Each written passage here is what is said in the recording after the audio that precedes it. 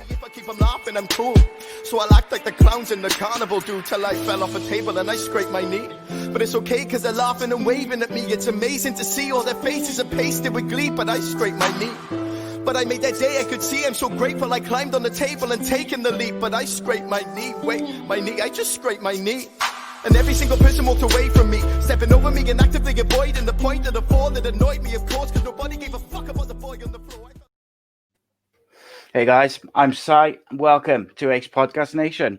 On the channel, we've got interviews, podcasts, and series on all sorts of subjects from mental health, music, films, TV, football, wrestling, conspiracy theories, and much, much more. We got our unique and exclusive series, My Story, which is a kind of like documentary style podcast where we take our guests from various professions, athletes, and we just take them through their life and career as they share some stories and anecdotes along the way, which they're always a lot of fun. We've had former WBO champion Robbie Regan. We've had the actor who used to play Lofty in EastEnders, also makes films for BT Sport and a lot of other things. He also writes the storylines for FIFA, the video game, which was really cool. I didn't know that, and I found it out. But he was a really, really nice gentleman, really interesting guy. We've had former Scottish international Kevin McNaughton, former Wales international Rhys Weston, and lots of other people. And then we got Unscripted and Uncensored, which is my favorite type of show to record, because basically all the questions and all the talking points come from you, the people. I don't have any research. I don't look at anything. I just line up the questions. They can be on anything, whether it's that person's chosen profession, politics. We seem to get loads of questions. People want to know about what they think of paedophile hunters and all this just random stuff. But they're always fun, and we've had all sorts. We've had like boxers, cage warriors, fighters, bands, actors, footballers, lots and lots of different people. You can get all the shows, all the series, youtube.com/Ace Podcast Nation. It's the best, most direct way to support the channel and each series. So please subscribe, and you can get the audio versions at usual places: Apple Podcasts, Spotify, Stitcher, and alike. As well as we also putting the shows up on Facebook now as well, because that's where we seem to be getting the most action. So today we're going to talk music, we're going to talk mental health, and anything else which comes up. And my guest joining me is Welsh rapper T-Rev. Welcome, my friend. How are you? Yeah, I'm good, bro. Good. Bad back. Need a shit. I'm all right. That's it. It's a good start. Good start. As long as you don't do. Cool? Yeah, man, I'm all right. I've been looking forward to this. Same, bro. Same. When you hit me up, I was fucking gassed, bro. Trust me. I love chatting. I love just chatting shit, bro. It's fucking, especially during lockdown as well, bro. It's fucking bang on. Well, that's it, isn't it? It's like, and like, obviously lockdown's shit, like, but for me, it's been pretty good, like, because I've managed to be able to get like guests and people on the podcast who perhaps normally wouldn't have been able to do it because they're traveling or they're playing football or they're doing stuff, but they're at home and they're just looking for something to do. So I'm like, yeah, come on a podcast. It's good practice being in society again as well, isn't it? Yeah, I get used to speaking to people. I've noticed going down the shop now, I can't even look the shop owners in the eye and stuff. I'm just used to not having to talk to people. Do you get what I mean?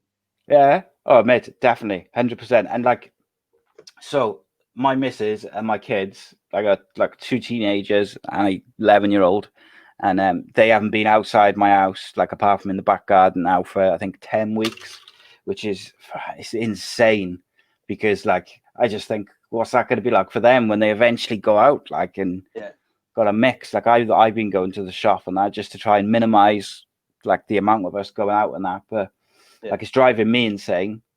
Now, I was saying to her earlier, like I'm getting a bit. It wasn't really bothering me up until about a week ago, and it's wearing a bit thin now.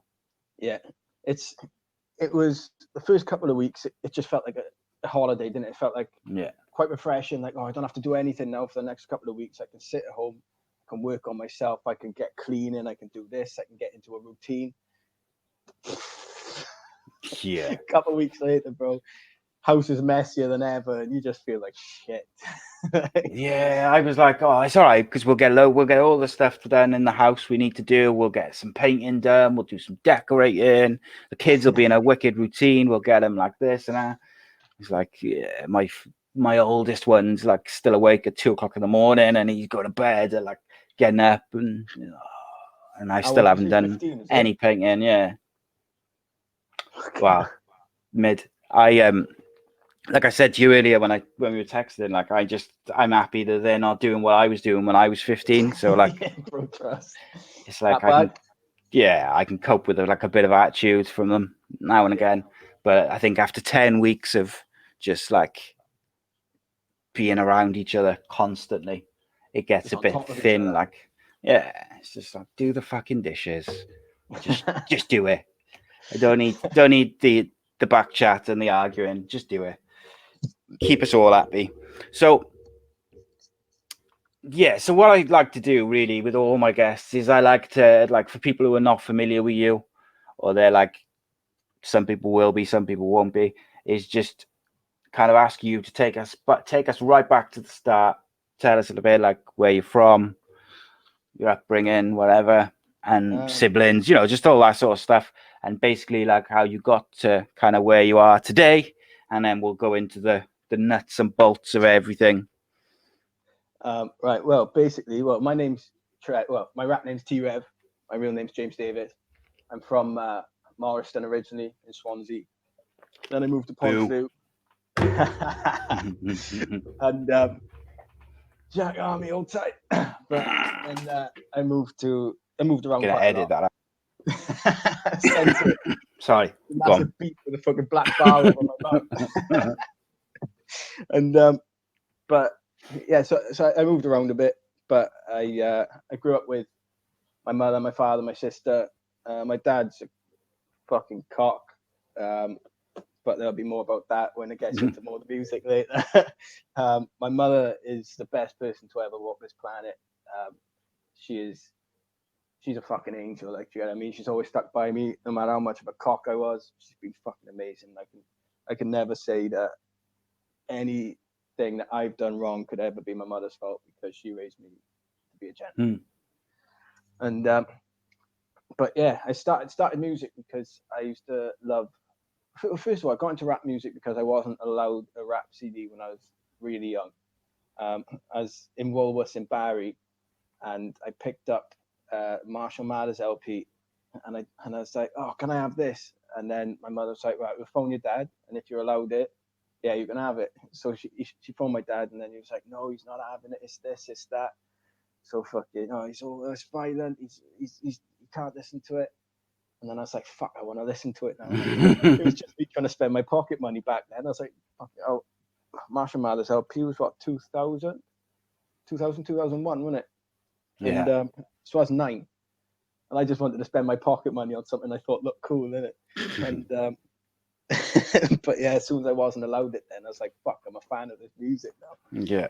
But then I started getting into more, like punk and new metal and country music. Country music was up the top for me for a while, and Johnny Cash is always my number one inspiration. And it just took ages then of me listening to different genres, listening to different music. Every time something would happen, I'd have to stick my headphones on. And because I've always had like mental health issues growing up, I hadn't been diagnosed until a couple, like 2-3 years ago properly. And so back then I just thought there was something wrong, but didn't know what. So I just always stuck my headphones on, and whatever I was listening to would take me somewhere, or just make me feel something that wasn't scared, wasn't, down. Do you know what I mean? Yeah, it just takes you out of it, like. Yeah. So like when I was listening to Sex Pistols, I'd have that fuck you, fuck everything attitude, and I just have balls of steel, like, do you know what I mean? And like when I listened to Eminem, it'd be the same. When I listened to T.I., I'd have that fucking cool as fuck attitude, but wasn't as cool as I thought I was, like, do you know what I mean?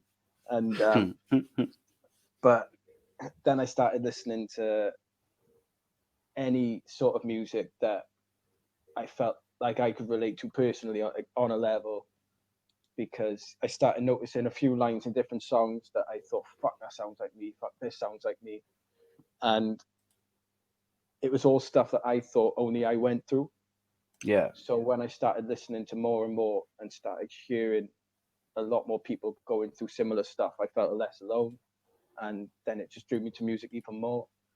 And I set up, I installed Cool Edit Pro, which eventually ended up being Adobe Audition when they rebranded. And I had this little pencil microphone that's stuck out of my computer. And I used to take like 50 Cent instrumentals, TI instrumentals, and just stick them on there and just like rap into this little pencil mic. So all you can hear is just peas popping and fucking, but just me chatting shit in an American accent, just thinking I was cool, but also thinking that I was like getting stuff off my chest. Yeah. And so I started writing them because I wanted to write stuff to get things off my chest, because I felt after it was on the paper in front of me or on the screen in front of me, it wasn't weighing on my head as much anymore.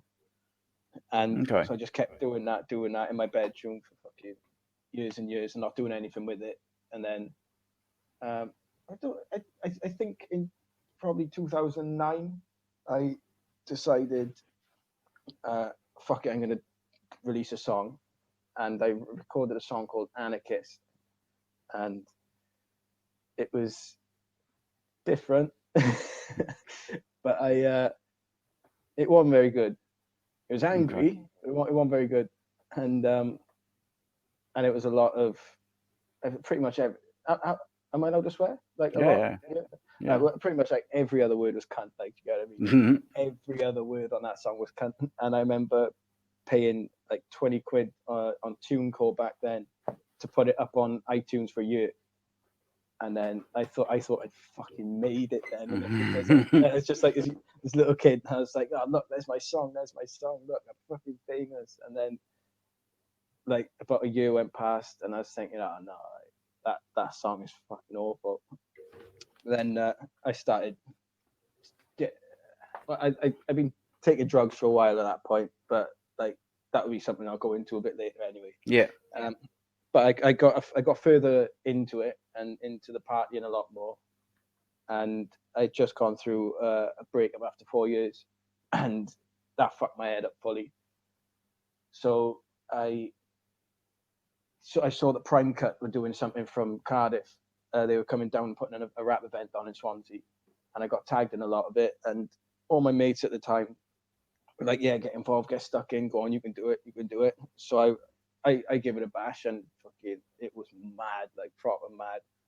And since then, I just started connecting with more people from Cardiff, from Prime Cut, from different backgrounds and stuff, and just started spreading everything out. Then I just started taking it all a lot more seriously again, and like just kept pushing. Like I've always just made music I've wanted to make.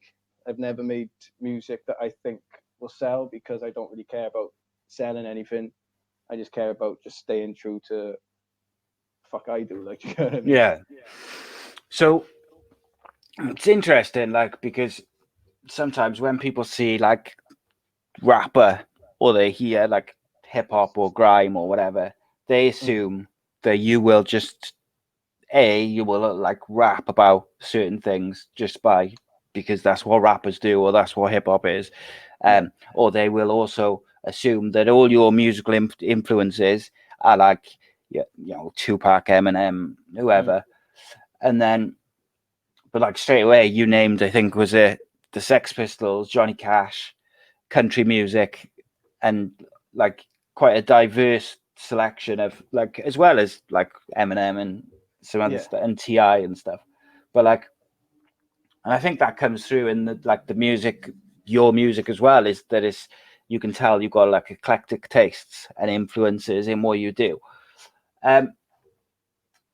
So like, what would you, so if you were going to tell someone who'd never heard your music before, and they said, right, what's your music about? What would you say? I haven't really thought that through. Just to put you on the spot, like, so say I'd never heard none of your music, nothing. I have, by the way, and it's good.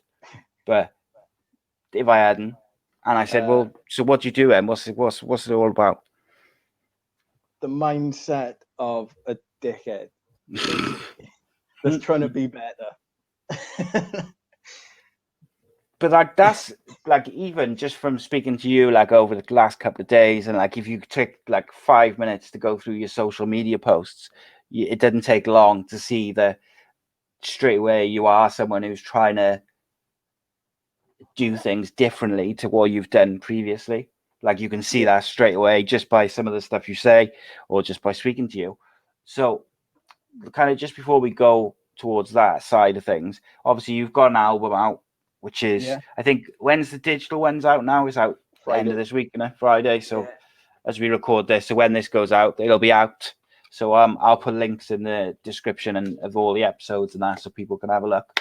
But I highly recommend it. There's a couple of your tunes which I have just been playing recently, like just over and over. I like Cry Outlaw, I really like. And I like Boy on the Floor Part 1 particularly. I like all of Boy on the Floor. And like I said to you the other day, like I had come across Boy on the Floor. I think that was the Part 1. I think that was the first tune I came across of yours through like the Studio 45 YouTube. And I didn't know about your Studio YouTube. 45. See if you can see this now. 2 seconds. I can. There you go. Huh? So like that's the Studio 45 sticker that Lems gave me fucking years ago. I like their logo as well. But like, so I came across like Part 1 of that, and I didn't know about your YouTube channel at that point, and I was like, oh yeah, that's really good. And like, obviously at the end of Part 1, you do like the kind of intro to Part 2 at the end of it on YouTube, and I was like, oh, that's wicked. And I couldn't find Part 2 anywhere, so I was like, all right, okay, maybe it's not out, whatever. And then the other day I discovered your YouTube channel, and I was like, right, okay, there it is. And it's like 14 minutes, and it's like it's like 4 parts in it, but it's like a story in itself. Which like the Part 1, it is like it's quite heavy, like it's about like from what I can gather, it's about like bullying and mental health and stuff like that. It's clearly based on like not particularly pleasant experiences. That particularly like that Part 1, but the Part 4 is a lot brighter, and it's like a bit like a happy ending almost, isn't it? To a certain extent. So before you were writing tunes and rapping about like have you always written lyrics about your mental health and like that side of it, or is that something which has developed since you got diagnosed? When I was when I was younger, I write about my mental health. I write about struggling, but I wouldn't let anybody listen to it. Those weren't the songs I was putting out. The songs I was putting out were the ones where I was talking about, just being the baddest rapper, being cool as fuck and all that. And it just wasn't me, but I was still making all of the darker, more meaningful songs, but just behind the scenes and just not doing anything with them. It was only after, with Boy on the Floor especially, like that entire EP, I just finished my Cry Outlaw EP, which was like 5 parts, and the songs that stuck out to everyone were Cry Outlaw and Black Sheep with Merkage. And when I noticed that, I realized that some of the messages I was getting from people were because it was helping them rather than just because they liked the music. And I thought, okay, well, if I just be more honest with people, maybe they're going to be more honest with me, more honest with themselves, or they might think, okay, I'm not alone, I can get help for this and stuff like that. So with the Boy on the Floor EP, the story of that EP was I just dropped my son back to his mother's house, and I've been snappy with him over the weekend, and like I just felt really fucking shit about it, and my head just started doing naughty things to me, and I was just trying to kill myself that night. And I just sat in my bedroom and I was fucking crying my eyes out.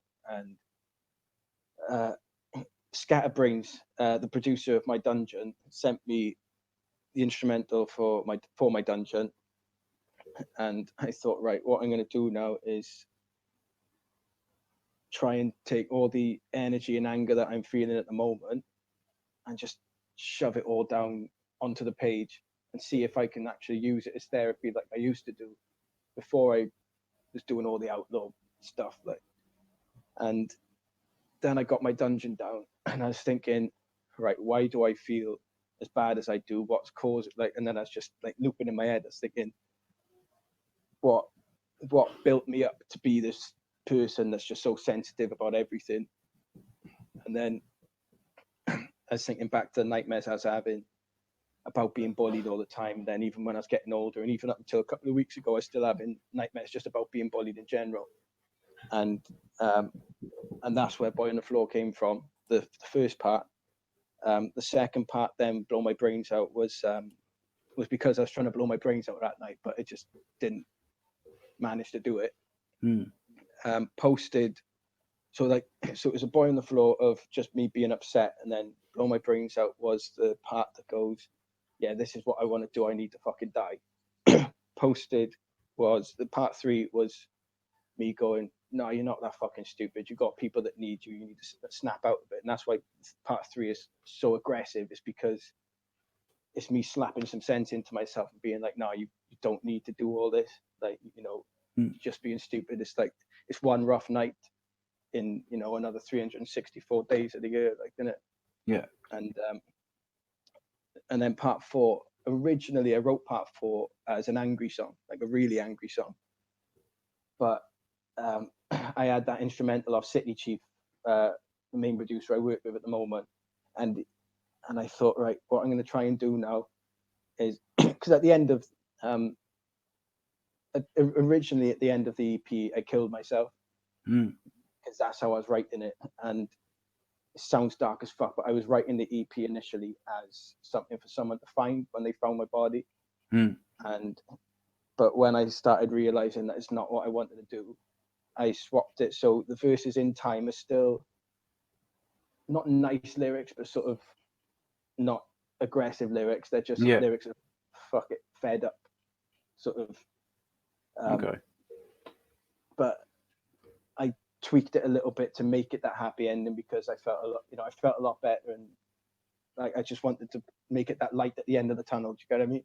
Yeah. And that's why when me and Lems did the video, it's all in the sun, and that's when I wash all the blood off my eyes and all the tears off my eyes and the waterfall and stuff, because that's when the tears came about, was from the Boy on the Floor EP, because everybody who I used to talk to just never really thought there was anything wrong with me behind closed doors, and that's because I was always used to hide it from everyone, always used to hide everything, because it was no one else's business to me. Yeah. But then I thought, if I'm doing that, how many other people are hiding their issues, hiding everything? So I thought, what? Because I got schizophrenia, I hallucinate a lot, and when I hallucinate, I see people I care about with blood running out their eyes, and sometimes when I look in the mirror, then I see blood coming out of my eyes, and it's fucking terrifying.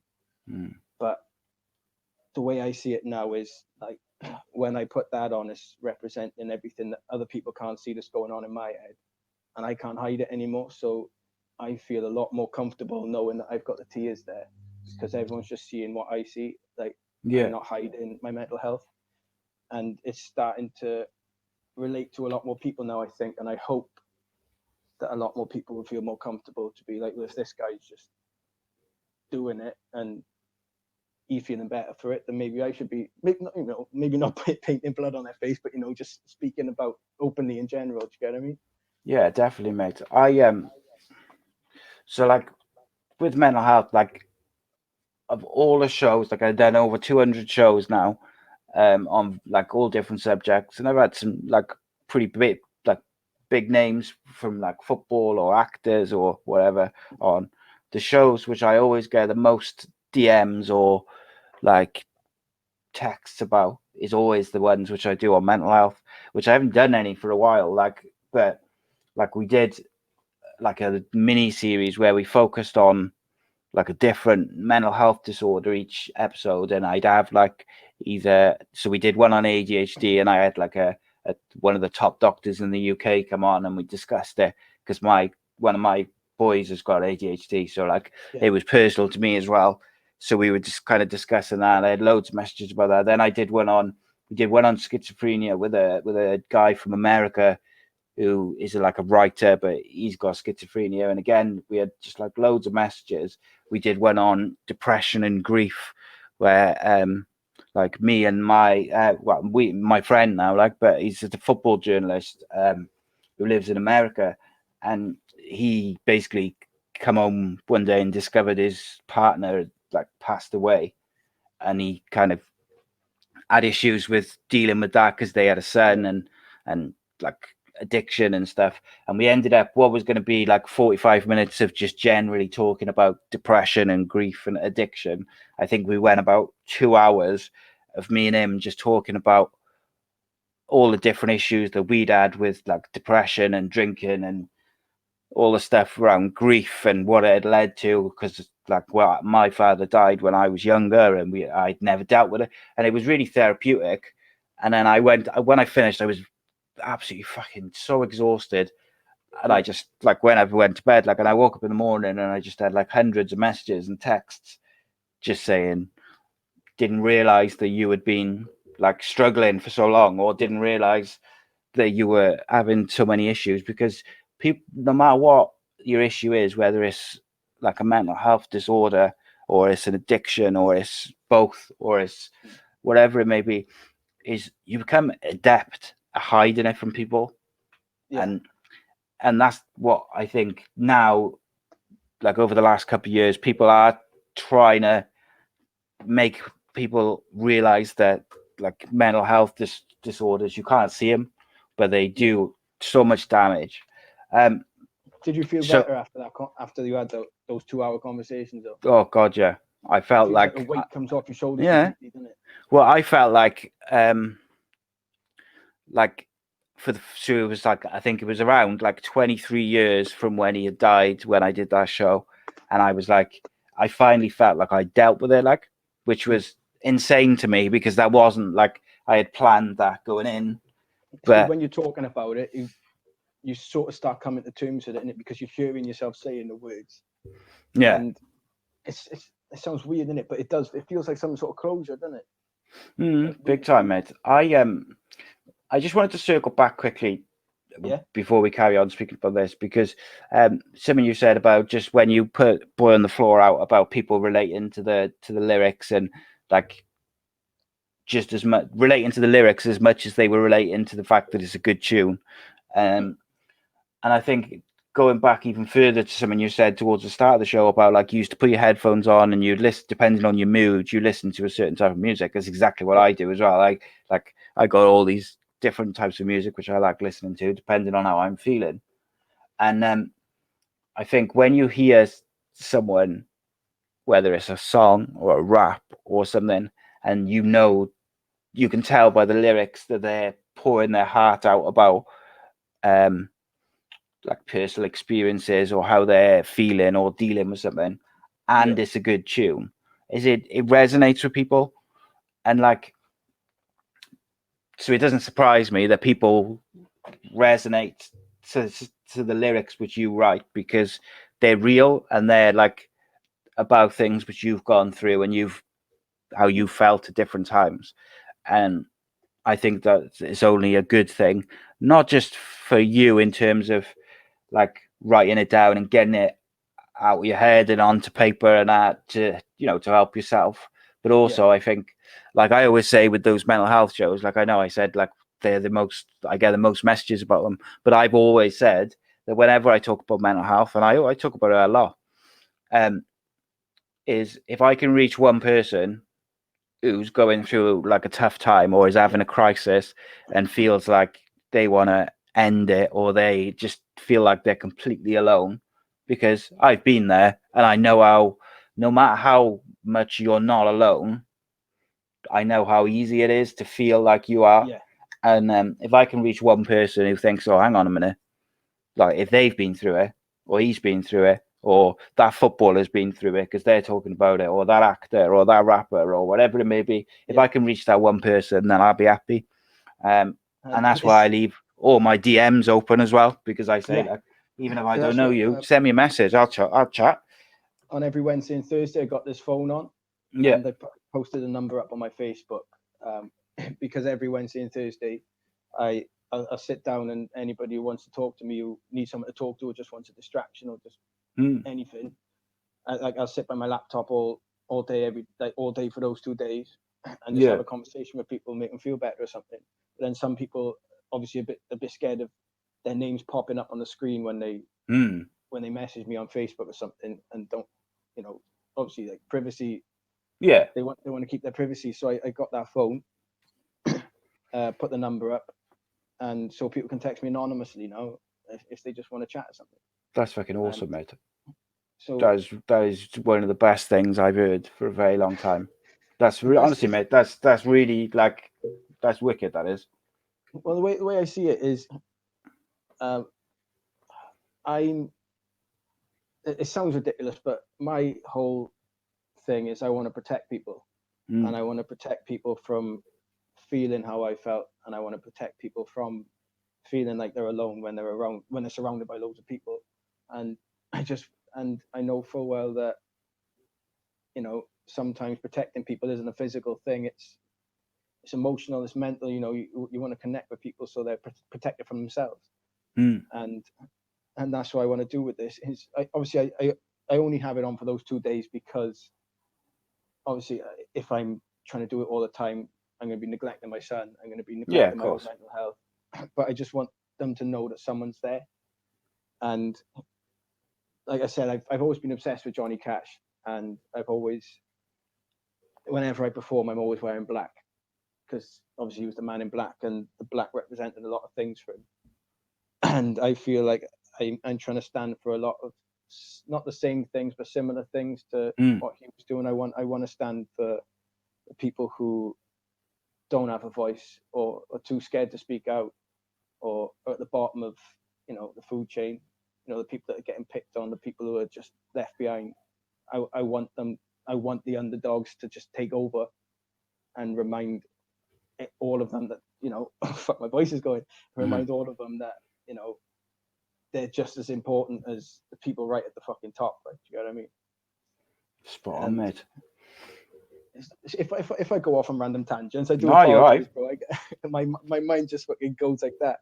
So I'll start telling one story, and then I'll forget what my point was of the first story, and I'll be on story number 3. It's all right. It's good. It's just that's the way I like it. Is like we'll talk about whatever comes up, and we'll go wherever we go. Like, so you mentioned that you'd been diagnosed, and then you mentioned just now that you were diagnosed with schizophrenia. Yeah. But that was a fairly recent thing, then, was it? It was 2017. Okay, so that's really recent, really. Well, how old are you? Yeah. 27, aren't you? 27. Oh, yeah. So, God, so you lived, like, Jesus, a good, like, 25 years with undiagnosed schizophrenia, give or take, obviously, when it started. Like, when do you first remember kind of, I don't know, like, having symptoms of that illness? Well, when on the album, I got a song called "Help Me," and it's the story of when I was like 6, 7 years old. I remember laying in my bedroom in my parents' house, and I kept screaming because I could see this thing in the corner of my room, and it was like it looked like a bat, but like with a Cheshire cat smile. Cheshire cat smile. Sort of like, what's the name of the dragon? Tussless, is it, from How to Train Your Dragon? Oh, yeah, okay. With a big smile, sort of like that, but like bat wings, and it was like fucking huge and furry, and it was just like dangling from the ceiling in the corner of my room. Fuck. And I remember screaming, and my parents would come in, they'd be like, what's the matter? There's nothing there. And I'm literally sat there going, it's fucking right. I wasn't swearing, that's what I said. Yeah. It's like right behind you. Like, how can you not see it? It's like dangling. And then I was like, quick, get out of my room, because he's going to get you. So then they just sort of left my room. And I kept seeing it, but he never did anything. He just stayed there.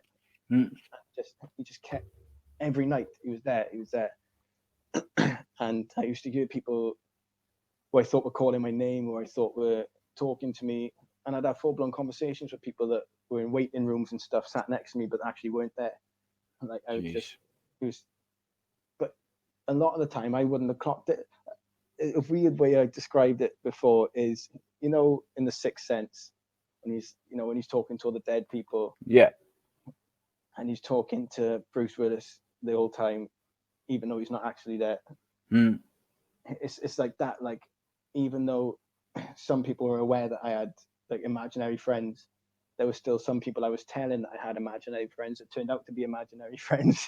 Jeez. It's weird. So, but since then, it's always been a constant thing. And I got diagnosed with depression and anxiety so many times. Every time I went to the doctors, it was, oh, you got depression, or you just need new antidepressants, stuff like that. And it took me, when my ex was pregnant with my boy, I was having night terrors, and I was like my torso was just completely covered in scars because I was scratching myself in my sleep, and I used to just wake up and just start battering myself, but I wasn't conscious. I didn't know I was doing any of it, and then that's when they started taking it a lot more seriously again. It's because I was actually in danger. Yeah. Because it wasn't a conscious decision that I was hurting myself. It was something that was going on in my sleep, and got to the point where everyone had to take any sharp objects out of my flat in the night times and fuck off somewhere, because it was an every night thing. Yeah. And you got no control over it, have you? Like, it got to the point where I was getting people to tie me to the bed, because I was never lashing out at anyone. I never hurt anyone else. Apparently I just wake up crying, and there's one instance where I was in my mother's house, and I must have been about 20, because I was staying over her house at night, and she heard me crying and coming into the living room, because she lives in a bungalow. My bedroom's one end of the bungalow and the living room's the other, and she heard me crying coming in, and I had carved a smile into my face, and I was holding the door handle that I ripped off my bedroom door. But I didn't even know I was awake. Yeah. And like, this is a story that she's told me after everything. Apparently I kept saying, they're telling me to smile, and I carved the smile in with the door handle that I'd taken off. And it took up until that point to make people realize, oh, it's not just depression. Like, it's not just depression, there's something wrong with him. And then I got referred to the mental health team again, and this is like the 8th or 9th time I've been referred to them at this point. And that's when they gave me my diagnosis. Then they stuck me on different antipsychotics, and it's just strange, because a lot of people are trying to reach out to medical professionals and stuff, or just carers or stuff like that, or counselors, but a lot of them aren't being taken seriously. Like, they always go to depression first or anxiety first, and they won't look at other things. Yeah, and it's like they will give you antidepressants, or sleeping tablets, or this sort of stuff straight away. Go and take these for a couple of months, and we'll see how you go. Well, in some cases, like a couple of months could be the difference between like hurting yourself and not hurting yourself. Exactly. Like in your case, you was hurting yourself, but not knowingly, and they were still like not really doing much by the sounds of it. But like, another person with the same sort of illness could have gone and really, hurt someone else, hurt someone, hurt themselves. Like, looking back on it now, do you feel like anger towards not necessarily like specific doctors and stuff, but just like that no one picked it up for so long? I used to feel a lot of frustration, to be like, I've missed out on so much of my life just because no one took me seriously. But then I also sort of I kind of get it, because so many people are out self-diagnosing at the moment and just doing this and that they're just they probably have so many people coming in with with depression, anxiety symptoms, that they're probably just getting so frustrated themselves. And so I I do feel frustration about how everything went, but I still kind of understand that it's not a very common thing to have going on in my head, especially as young as I was.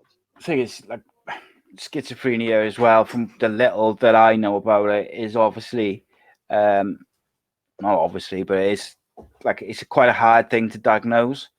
Yeah. From what I know of, but equally, how can I put this? Like, you're not going to be able to diagnose it if you just send someone away with antidepressants or sleeping tablets and say, come back in 3 months. Do you know what I mean? Like, that's not going to get to the bottom of it. And the worst part is as well, like you said about the waiting list and stuff, is or the months on the tablets and stuff like that, is someone could be coming to get help as a last resort because they finally thought, fuck, I can't actually go on like this, I need to get help. And then for them to get told, oh yeah, they're waiting this 18 months. And you're like, hold on, I've been waiting fucking 2 years to actually get the courage to come up and do this. And then they just don't feel like they're important enough to get the help. And it just leads to a lot of people self-diagnosing and making things a lot worse because then they're self-medicating. And self-diagnosis is just as dangerous, if not more dangerous, than not getting help at all. Well, in my opinion, one of the worst things, like, on the internet, apart from obviously some of the horrific stuff, but like, is the fact that people can go and Google their symptoms and WebMD and stuff like that. Fucking lethal, mate. Because I could go on. You've got cancer. Yeah, you could go on and you could go and Google for 10 minutes with like an ache or something in your arm, and you're like, I'm having a fucking heart attack and my head's gonna fall off or whatever. It's terrifying, mate. Anxiety. If you've got bad anxiety, especially, you're reading it and then your brain's just making these symptoms happen to you. So like if it says, if like you said, if a heart attack's got pain in this arm and your heart's doing this, then you start feeling the pain in your arm. And oh shit, hold on, this is happening now, isn't it? And that's what a lot of people don't understand about mental health, is the physical symptoms it has, and like the shaking, the pins and needles, fucking the palpitations, the random points of the day. It's just insane. I like, not many people know, but like people know that I had like mental health issues and stuff, for particularly after the crash which I had in 2008. But like before I started this podcast now, probably about 18 months ago, but like I got to the point where I needed to do something because my mental health was getting worse and worse. But my anxiety was like, it was getting to the point where I just didn't want to leave the house, didn't want to speak to people, didn't want to speak to family, didn't want to speak to friends. I was just quite happy to just stay at home. Secluded. And just, and like, in the end, I said, right, I'm going to do this. I wanted to do it for a couple of years. I'm going to do it because that's going to force me to speak to people, speak to strangers, and speak to people I don't know. I was just about to say, considering like what you just said, like, it's incredible that you've actually managed to do as many episodes as you have and spoken to as many people as you have, because you pushed yourself, thrown yourself out of the comfort zone. And I can't handle watching those early ones, though. I really dislike it, it's a shame because used to it, isn't it? Yeah, it is. But like people will say, oh, you can't really notice it, but like I noticed like how anxious and how like nervous I am and how shaky and how really uncomfortable I was, particularly in like those first sort of probably like 10-15 episodes. And I get frustrated then because like I had some really cool guests on like in those first initial episodes, and I feel like I could have been better. But always you're always going to be like your own worst critic as well. But go on. No, carry on. I was just going to say, so like, I can understand why you might feel like quite frustrated that they didn't pick up on it and they didn't, find like what was going on with you. And like I said, like schizophrenia is difficult, isn't it, to diagnose, because it's a lot of non-physical symptoms, stuff that you can see but other people can't see. To be in my own head to yeah actually diagnose properly. But like like, sorry, I know I asked you this, but like, so how young were you when you first saw like that thing in the corner? Then About 6 or 7. see, that must be fucking terrifying for a child to go through, because at that age, like, so like, say you started getting those symptoms at like 13, 14, Yeah. your brain's almost mature enough to maybe realize like something's not quite right, or Yeah. maybe like there's a monster in the corner. And you can Maybe you vocalize could, it a lot better. yeah, and you can sort of when you're say to your older. parents, look, this is happening. Yeah. Whereas at 6, all kids think there's someone under the bed, or there's there's someone's, whatever it may be. But when you can actually physically see it, and it's not like, so for generally kids will have like, oh, there's someone hiding there's a monster under the bed, or there's a monster behind the curtains, or whatever it may be, which all kids go through. For you, that was obviously a lot more real, whereas for that's other why, kids, it's like shadows and noises and creaks. And that's why I understand why my parents didn't pay that much attention to it, because it's something every kid says, and there's a monster in my room.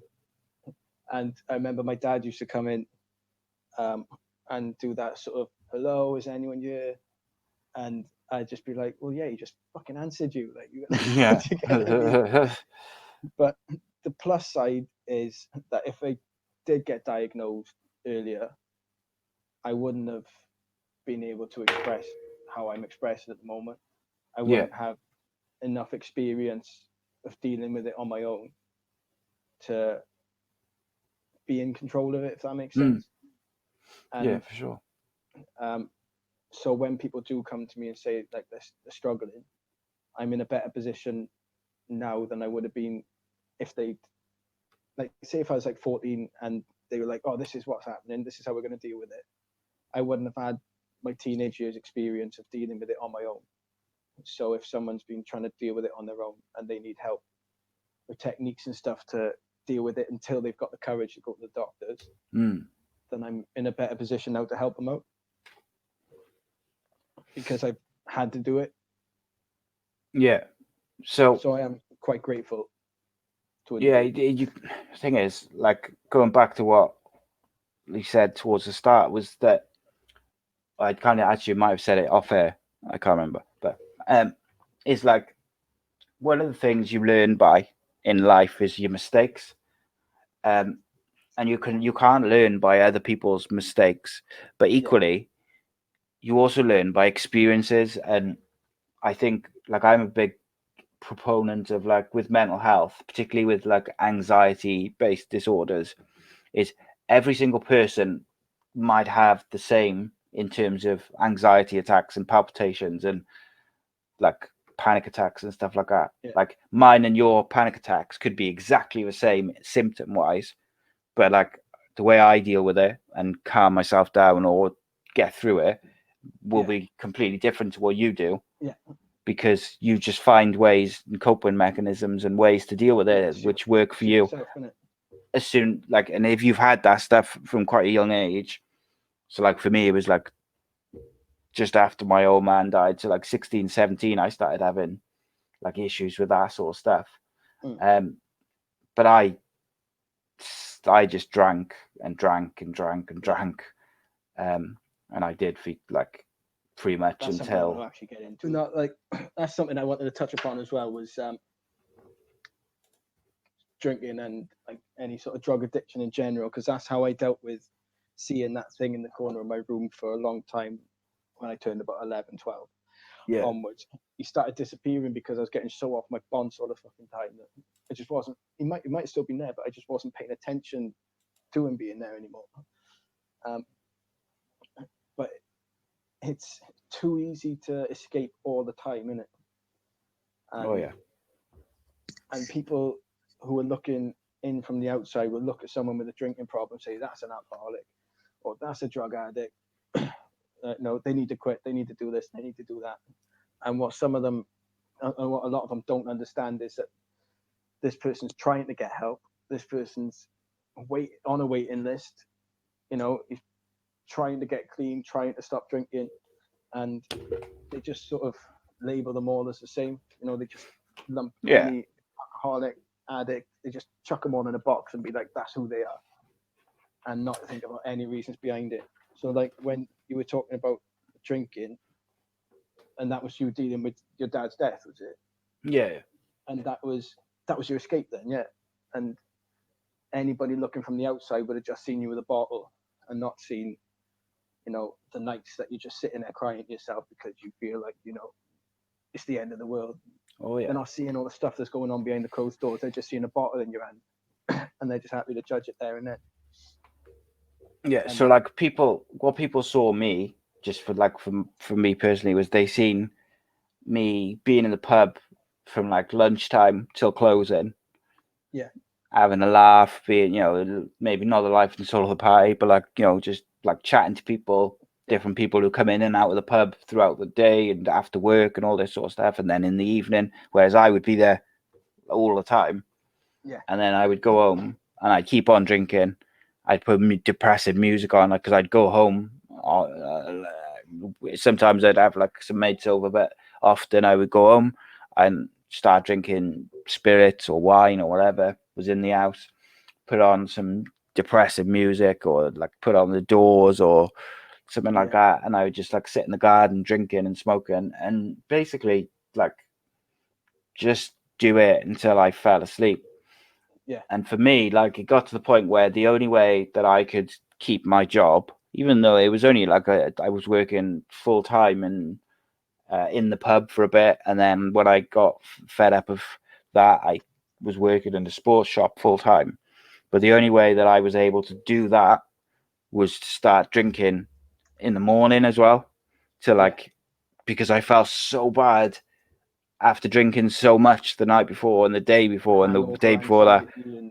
And my anxiety would be 10 times worse. You'd have the shakes. Hair of the dog, innit? And like, so like at that point for me, like really, like I was only drinking from like 16 to about, I don't know, 19, because I had like a bad experience with mushrooms when I was what was it? I would have been like 14 or 15. And me and my mate did it for the first time up the Garth, and we got lost. And the people who were with us who had done it before kind of went off and did their own thing. And me and him were up there, first time we'd ever done it, lost. And like I had like the most horrific experience ever. Like, and I'm convinced that that's part of the reason why I've still got issues with anxiety, because it was so traumatic. Like, you never bounced back from a really bad trip. No. And then, so I kind of really, like, I still smoked weed for a bit, and then I stopped even doing that because I was so paranoid all the time, every time I smoked it. And then I just drank. Sorry, carry on. No, I was just going to say, and then I just drank and drank and drank and drank. And then it was only like probably in my early 20s where I kind of went back towards the other side of it with other stuff. And I think like it was only really when I met my wife now that I sorted myself out, like, and like she fell pregnant, and it was like, I don't want my kids to see this, and I don't want them to see me.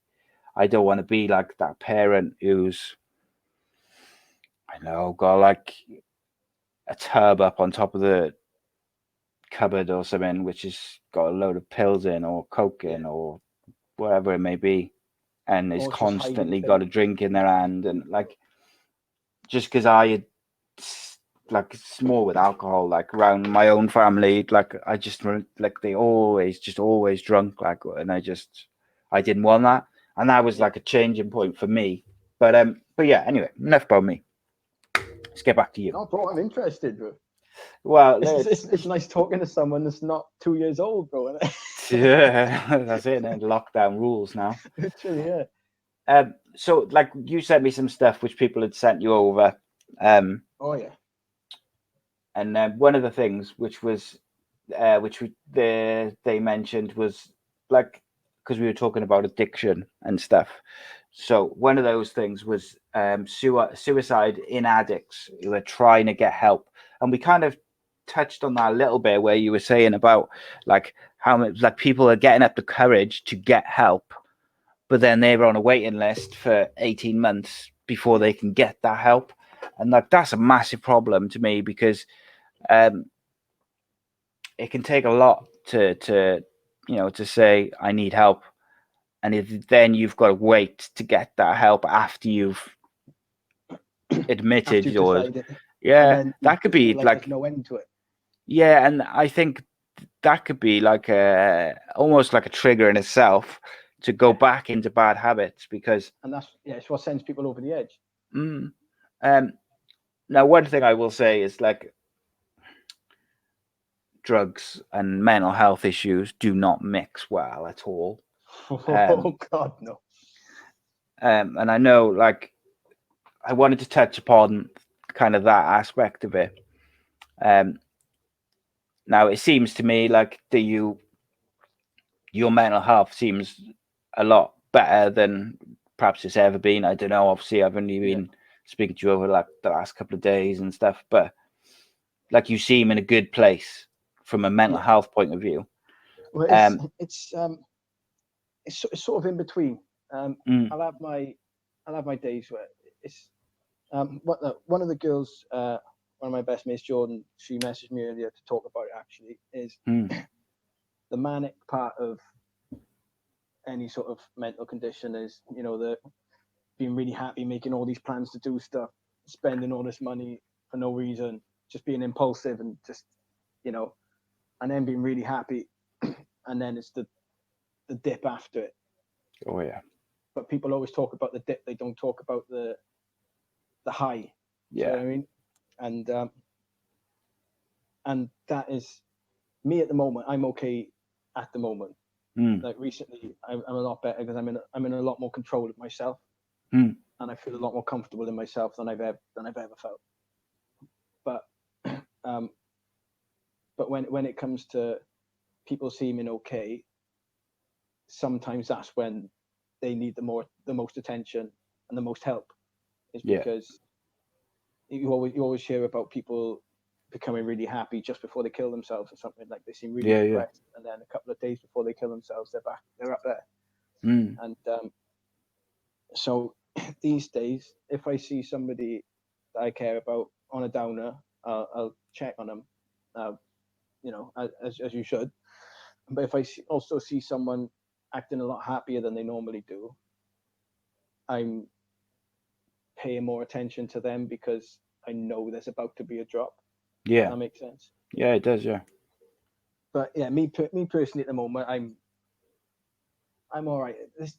The whole thing with the phone and people messaging me and stuff has really helped me as well. Because I feel a lot better about everything if I'm helping people. Because I used to be such a toxic person to be around. I used to just bring people down. I used to just do everything I could to make myself feel better, and it's just not me. Do you get what I mean? It was drilled into me that I needed to be this guy. I needed to be cool. I needed to be this or that to get accepted into these groups of people, that group of people. And then it took me until literally a couple of months ago to realize that the groups of people that I was trying to fit in with aren't the type of people I want to be. So it's just pointless me trying to impress them, because they're not going to be with me where I want to go. Like, I want to go this way, they want to go that way. So why am I trying to get on the same path as them?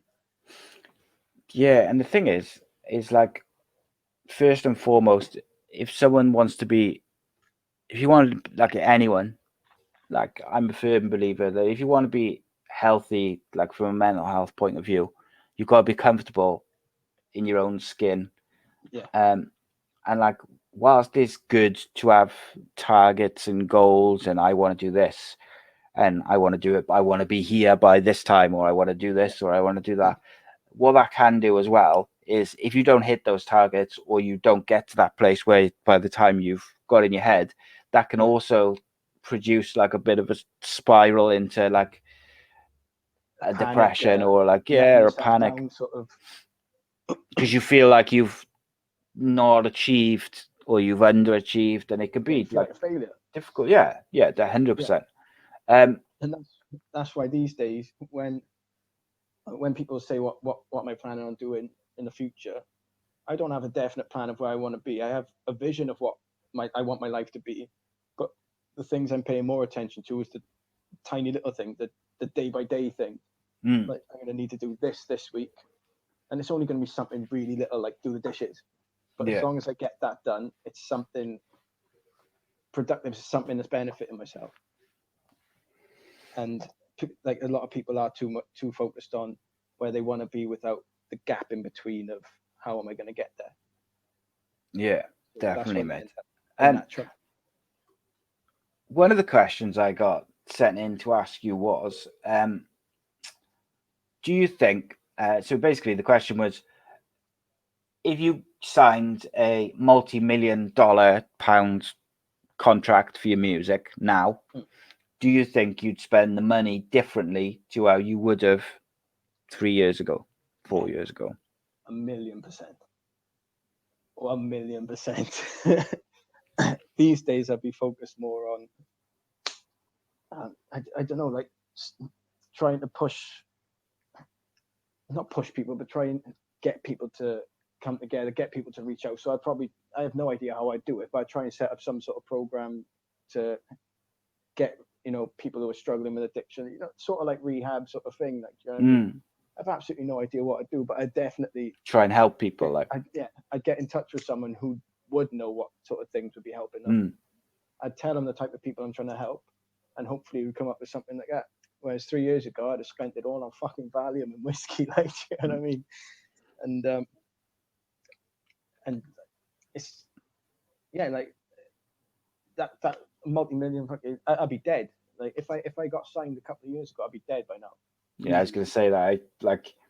I always say, like, if I had come into like millions in my early 20s, I'd have been dead within a year, easy, because I would have just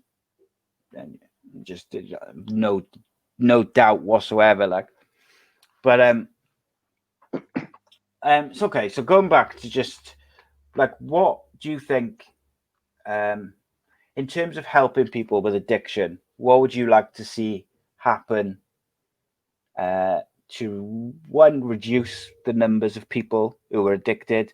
So I did a couple of shows on addiction. I did a show with a guy. People laugh like when I say this, but I done a show, a 2-part. It was a 4.5-hour show with this guy from America who became addicted to porn, right? And he ended up in prison, and all this stuff because of this addiction, mate. And I tell you what, it was fucking frightening, the way he went, mate. I just wasn't expecting you to say that at all. No, well, and people don't. But like, my thing is, like, he started off just like watching a bit, and then it was like he was watching it in work. He was watching it every single second of the day, like that he could get any opportunity to watch it. He was watching it sat on the living room, like while he was watching TV with his family. He'd have like his headphones in, watching it on his tablet or his phone or whatever. And eventually, so basically, cut like a long story short, eventually, like, he got bored of just like watching videos and films and stuff, and clips and whatever. So what he would do is he would go into these like chat rooms. So it'd be something like kind of like what me and you've got now, where you're speaking to someone on a camera, and whatever he was doing. But what happened was he went on this, like, it was a reputable like site or whatever, so he says, but one of the people who he ended up speaking to and doing whatever was under 18 or under 21 in America. I don't know which, like, they weren't like a full-on like, child, but it was like someone who was not an adult. And the police busted down his door. He got arrested. He has to sign the sex offenders register forever and ever, blah, blah, blah. And like, so he does a lot of, he's written books, and he goes speaking to schools, to people about like this like the dangers of porn and the internet and all this sort of stuff. like to me, like it did ruin his life. And I do believe that he was addicted. Like, and this is only my personal opinion. Like, I'm not an expert in it. I'm not an expert in porn. Yes, I bet your browser history says different. Yeah, that's it. No, like I do believe that he was addicted because he just couldn't stop watching it. And like, what happened to him, I felt sorry for him because he was unfortunate in that he wasn't looking for that, but that's what people see now. They see him as a registered sex offender, and he did this. He was on a video because they see the headline or they see the label, but actually, if you look into his story, it's not quite as simple as that. And he didn't know, but equally, like and to be fair to him, he never once said to me like he felt hard done by, or it was like it wasn't his fault. He never said that. He was all like about younged it. Yeah, totally. He said I should have checked if I wasn't, and he said it had happened before. Like he saw someone, and she had said that she was 18, but he didn't believe her, so he had skipped on. But because some people will just say they're 18. Of course they will. Do you remember what happened to Akon years ago? And he brought a fucking song out called "Sorry, Blame It on Me." When he was in like a club or something, and it was an over 21s club, and like this girl was grinding on him, and he like grabbed her or something, and it turns out she was like underage. And then it's like, well, what the fuck was she doing in that club in the first place then? Yeah. Like, who let her in? Yeah, that's it, mate. And it's like it's dangerous, mate. And like you can have your whole life turned upside down by something like that. Yeah. But anyway, go back to my original point was done a couple of shows on different addictions, like painkillers and like oxys and that sort of stuff. Yeah, oxys and morphine were my weakness. I can see. So I take oxycodone now for my back and that, and I've been on that or morphine since 2008. But I've never like gone over my prescribed dosages and that, because by the time I went on to it, I was pretty sorted from that side of things. But I could see how people get addicted to that stuff, because like if I'm late taking my dosage because I'm at the shop or the doctor's or whatever it may be, I can feel myself sweating, and and a couple of times, like when there's been a bank holiday and I fucked up my repeat prescription, and I've had to go like a weekend where I haven't had my tablets like till the Tuesday or something because it's a bank holiday. Oh, mate, it's frightening, because you'd be having like, you could feel like the start of a fit coming on. You're like, you're sweating, shaking, go hot, you go cold, and it scares the shit out of me to the point where I want to get off them now, but I'm in so much pain all the time that I kind of like stuck. So I'm trying to catch 22 for you at the moment, really. Then. Yeah, but what I'm trying to do is I'm trying to get someone who runs a CBD oil company to sponsor one of my shows, so I can try that. But that's another story. What would you like to see? I don't know. I guess like, how would you like to see, apart from there obviously being less addicts, but also like, what help would you like to see people with various addictions do? I'd like to see addicts all treated as individuals and not just as an addict, because every single person has got a different reason that they're an addict. They might be trying to, gain the same thing as each other by escaping or trying to feel better, but everybody's got their reasons of why they ended up. And where too many people are arguing about whether it's a disease or whether it's a choice. Either way, who gives a shit? Let's just help people. Yeah, well, they're focusing on if it's a disease or not. There's people actually suffering out there and dying out there because they're not paying attention to it. So I'd like to see a lot more workers talking to them on an individual level instead of just prescribing stuff. You know, I'd like to see a lot more counsellors working one-on-one instead of just groups.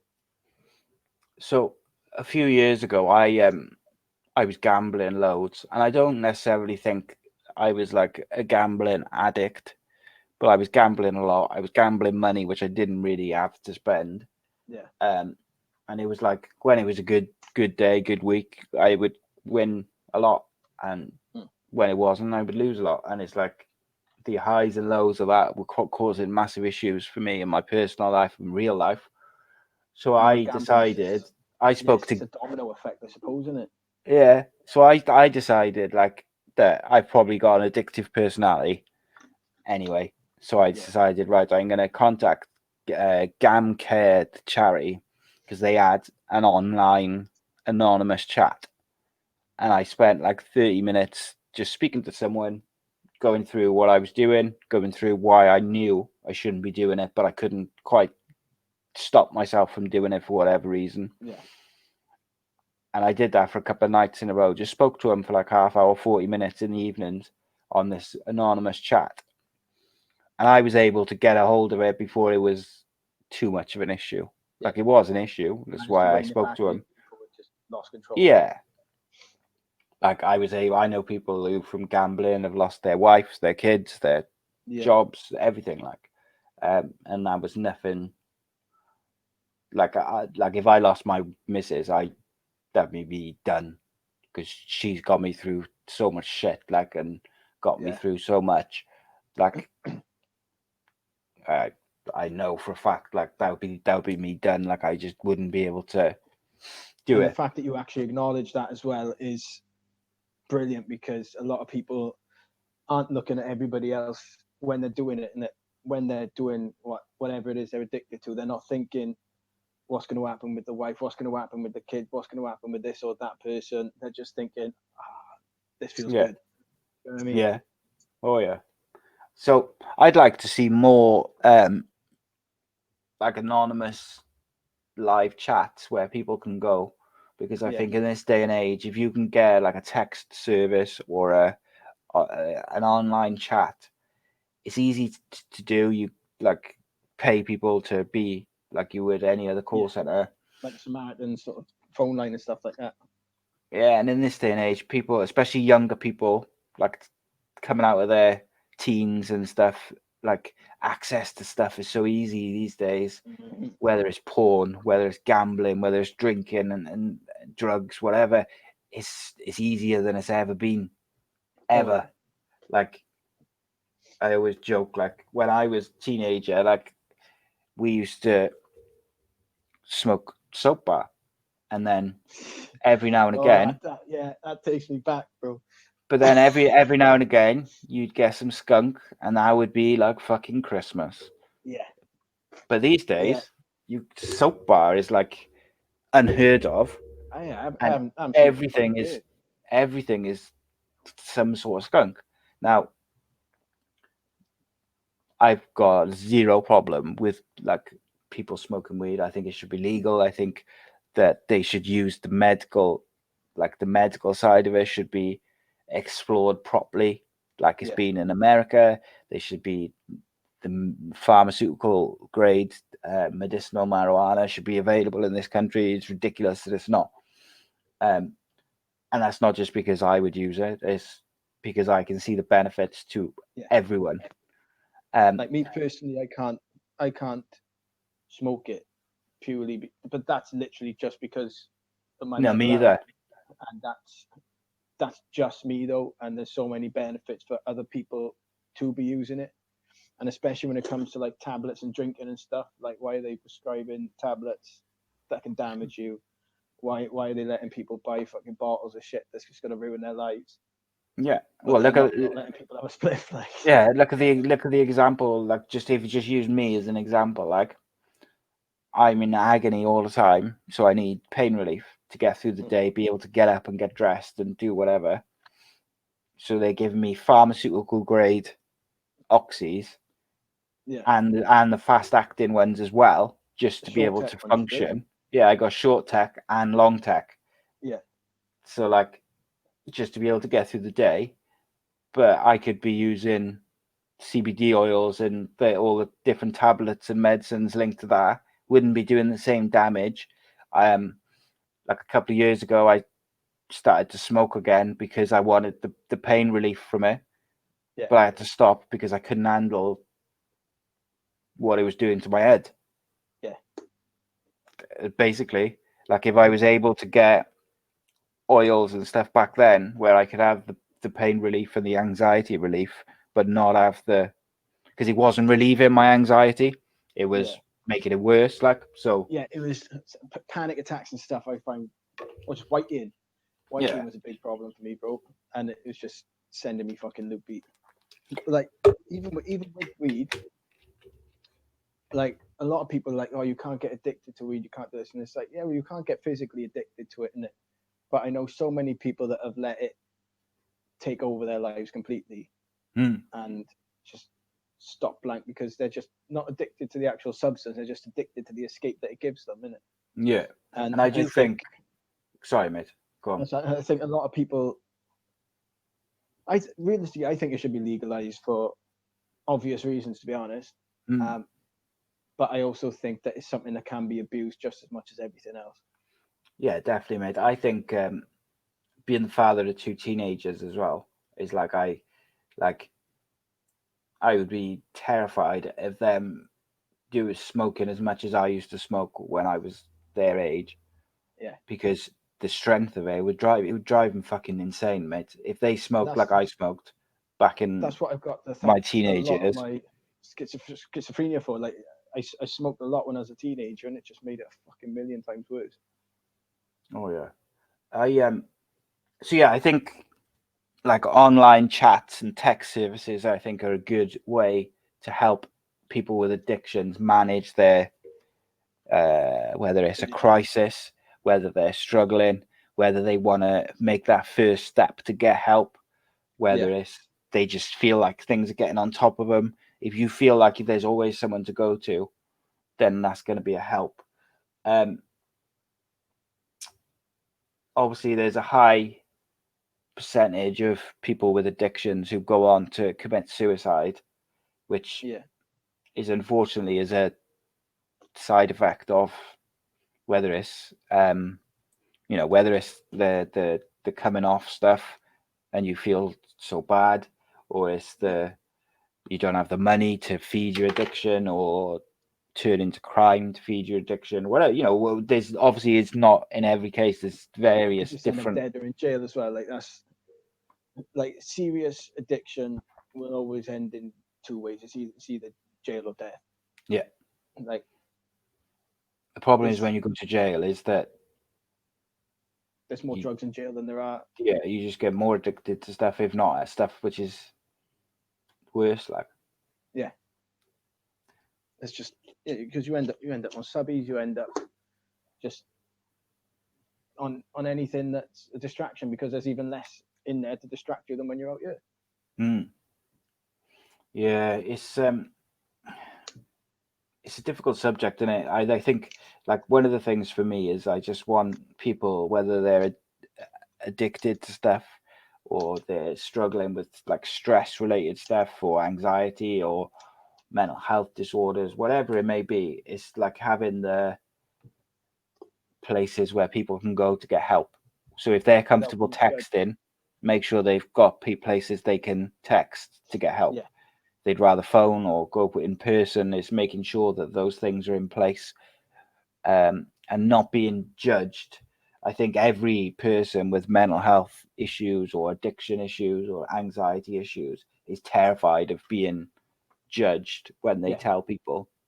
And a lot of the time, especially in doctor's surgeries and stuff, when you go in and be like, this is what's wrong with me, you never end up actually saying what's wrong with you because you work yourself up so much to actually be in there. You're just trying to get back out of the door as quick as you can.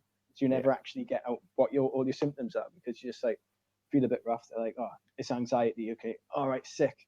Bye. And then you get out of there and you feel even fucking worse because you just missed your chance to do something. You got the courage to go there and then you didn't tell them what the thing was that you wanted to go there for.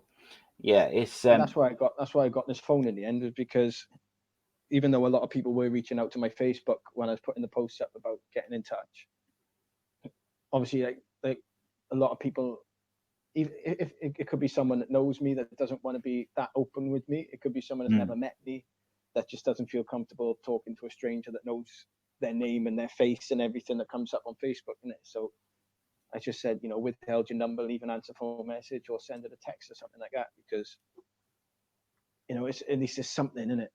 Yeah, 100%, mate. And like I said earlier, I think it's a wicked thing. Do you So you're completely drug free now then? Yeah. How long's that for? I've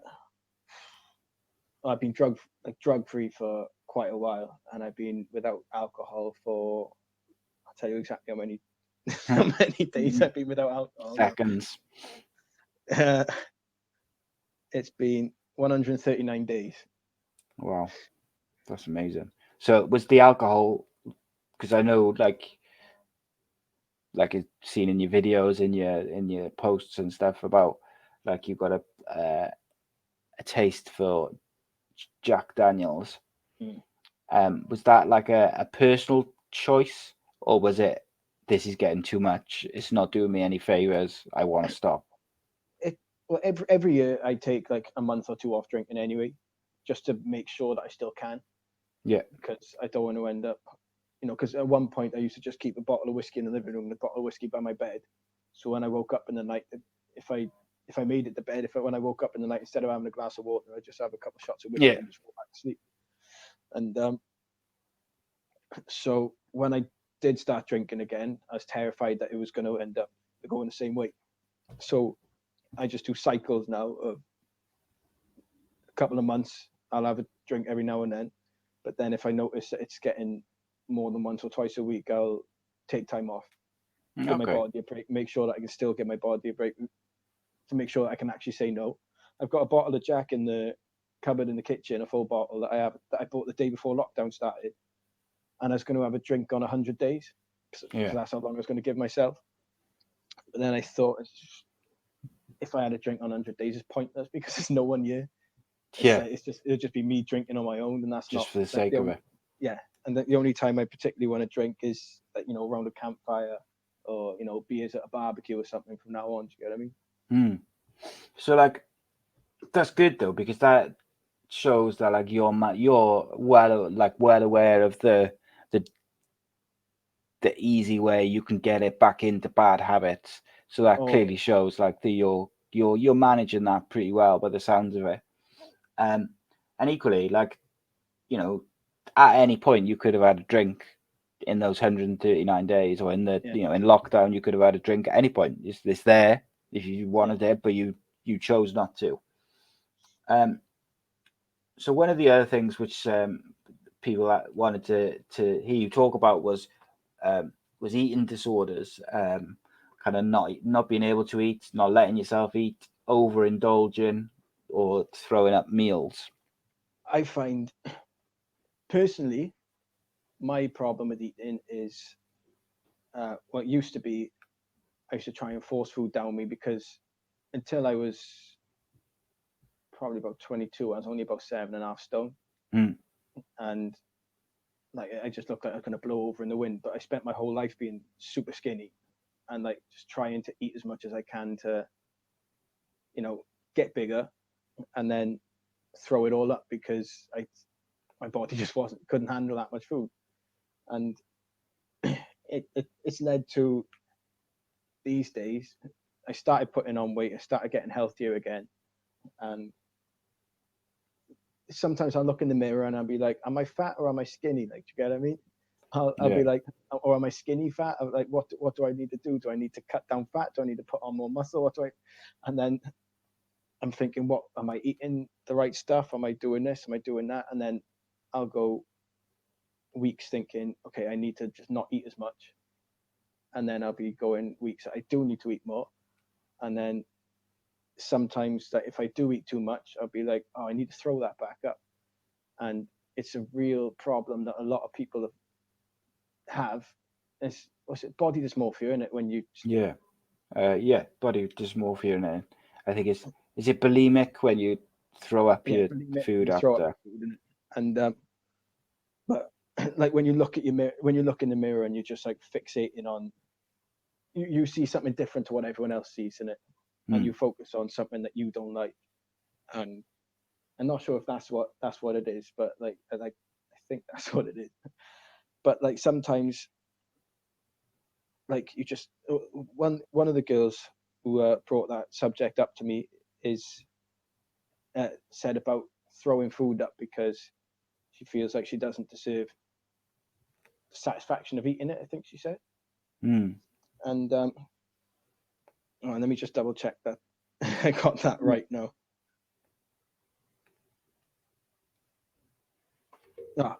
Yeah, throwing it up because you feel like you can't allow yourself to enjoy something. Okay. And that's self-harm. Yeah, like 100%. in itself. Like obviously a lot of people only think self-harm is cutting yourself or doing something physical to harm yourself, but there's eating disorders of self-harm, like keeping yourself awake when you're absolutely knackered, that's self-harm. Or the opposite of forcing yourself to stay in bed because you just can't face the world, that's still self-harm. And it just comes under, like, I don't know how to explain it, to be honest. It's just there's like a broad spectrum in there of like that's how you can damage yourself, isn't it? It's like, yeah, and particularly if you've got problems with depression or anxiety or whatever it may be, it's like quite often you can find ways to punish yourself. So whether that be like you just said about like someone might not feel like they deserve to enjoy their food, or like quite often what I still do it, is if I'm feeling like I had a bad day or I'm feeling really shit, like I'll make myself stay awake so that I can think about it and go round and round in my head. Like all that does is make me feel worse, but that's something that I've always done.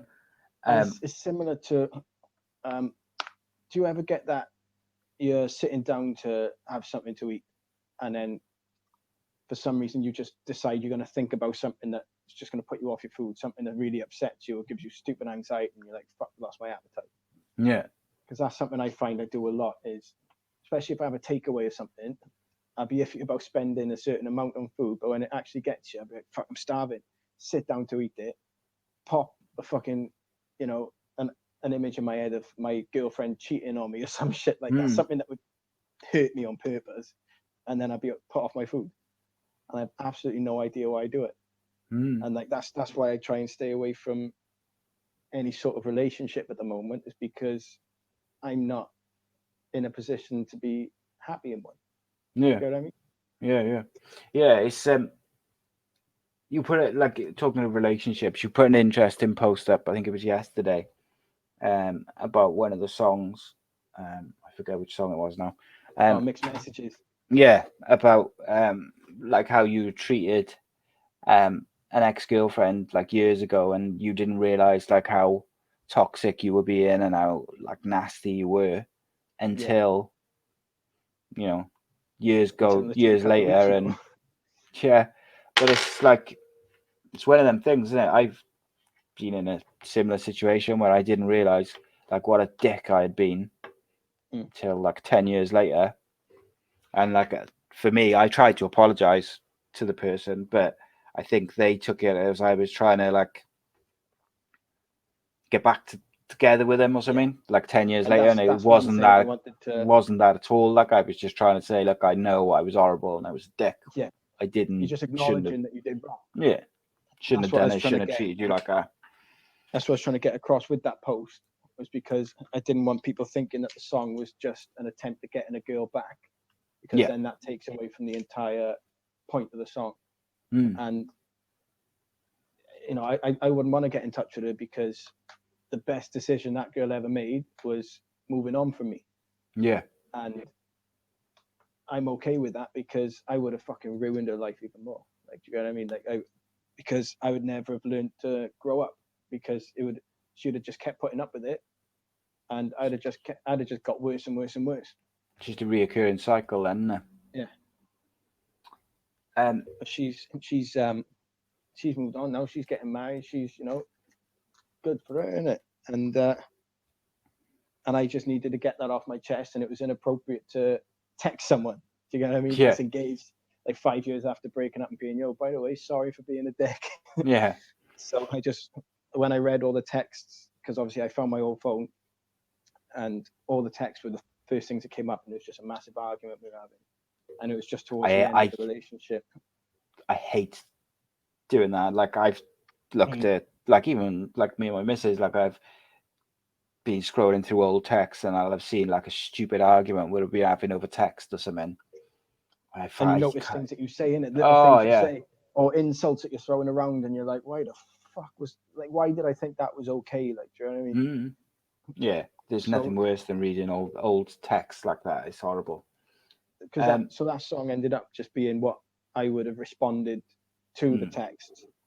But chances are she's never going to hear that song. And that's fine, because the song isn't for... It's not for her. It's for people to clock that, just stop and think. You are being a dickhead in your relationship. Like, do you know what I mean? Even if you don't think you are, check yourself. And like, that's something that I still struggle with in my personal life. So because like they say in it, you need to be comfortable in yourself and in your own life, and the relationship should add on to it, not become your life. Yeah, and 100%. I need to make sure that I'm comfortable and confident enough in myself that if I do ever get into a relationship again, that I'm never gonna end up as controlling as I've been, as toxic as I've been, as condescending as I've been, and just putting myself on a pedestal and not caring about whoever else, anyone else's feelings. Yeah, and I think the other aspect of that, though, mate, as well, is that, like we talked about, learning from mistakes you make and life experiences, is hopefully you won't make those same mistakes again, because you'll be able to, like, one thing you do seem to be very adept at is checking yourself, and whether it's just give yourself a break from drinking, or if you feel like you're struggling. So hopefully, like, when that situation arises, or if it arises, and you find yourself saying something you shouldn't, or saying something that's not needed, you'll be able to do the same thing that you've been able to do with other aspects of your... Yeah, it's at the moment, the way I see it all is like, I'm still a work in progress. Do you know what I mean? Everyone is, still mate. A work in progress. And like, eventually, like, I've always wanted to settle down with kids and stuff since I was little, and not settle down with kids, settle down with a woman and have kids. But that's how I wanted my life. I wanted a wedding. I wanted, I wanted, the love of my life or whatever, innit? And then I grew up and started thinking like, that's not how life goes. I thought that it just came to you. So when I was in relationships, I was just like, okay, me and this person are going to end up getting married. I don't really need to put the effort in. And so what I'm working to do now is make sure that I'm strong enough mentally to push out the urges to say stupid things, or, to say hurtful things in general, or, I don't want to be the guy that checks phones. I don't want to be that insecure in it. So I just need to make sure that I'm confident enough to deal with it, basically. So, yeah, I think it's about like we said, like being comfortable in your own skin, so that then you can add a relationship into that life and that comfort, and that then people will see the best version of you and meet the best version of you. Yeah. But at the end of the day, like, I'm a firm believer that once you stop trying to learn is generally when things are going to go downhill. Yeah. Because you can always learn something about yourself, about the way you are, about the way you behave, about the way you look at things, about the way you interpret what other people say, or the way you react to what people... If someone says something to you which is hurtful, or even if it's designed to get a reaction from you, how you deal with that is like, you can always learn stuff. Yeah. Every day is a school day, as they say. Yeah, and I'm trying to learn my lessons while not damaging other people in the process. Yeah. And it took me years to figure out how to do it, but like I figured it out. Like, you know what I mean, like I'm a lot better with people than I used to be, and you know, it probably won't be too long until I'm ready to be in a relationship again. But you know, I want to make sure that I'm not damaging anyone's lives in general. I want to make sure that I'm doing what's best for Travis, my boy Travis, because he's everything to me. I mean, he's my best mate. He's golden. He's a little prick sometimes, but you know, that's how kids are, innit? But I want to make sure that he's always coming first. Yeah. And that's the way, mate. That's the way. Okay, so the last couple of kind of subjects which people said, and one of them was like a lack of self-hygiene, which I think flies under the radar for people, like people who are struggling, particularly with like anxiety or like depression, stress-induced kind of mental health issues. I think that's a massive thing, because before you know it, you could have been in your pajamas for a week, haven't had a wash, haven't brushed your teeth, haven't really left your room other than to go and have a piss or a cigarette or whatever. Even bringing yourself to actually go in the bath or go in the shower and then just not actually washing when you're in there, and just sitting there fucking miserable. And yeah, like not like me myself, I've never ever cared about how I look, like, appearance wise, but that's never been down to like any sort of depression. That's just because I just don't fucking care. Like, do you know what I mean? Like, I look how I look, and but there is also the times where I've worn the same joggers for like a month without taking them off. But that was because of depression, because there's a difference between me not caring how I looked appearance wise and then just me not caring. Yeah, not taking care of yourself, like. Yeah. And that's why it's like, it sounds awful because I don't want people thinking you need to go and have a kid to get yourself into a routine. Like, that's not a fix. But I found that since I've had my boy, it's forced me into a routine. I have to get the flat clean before he comes over. I have to make sure that there's nothing on the floor that he can hurt himself with. And I have to make sure that I'm going to bed and waking up. And I need to look after myself in order to look after him. But there's a lot of people that don't have that person depending on them, that won't have that boot up the arse.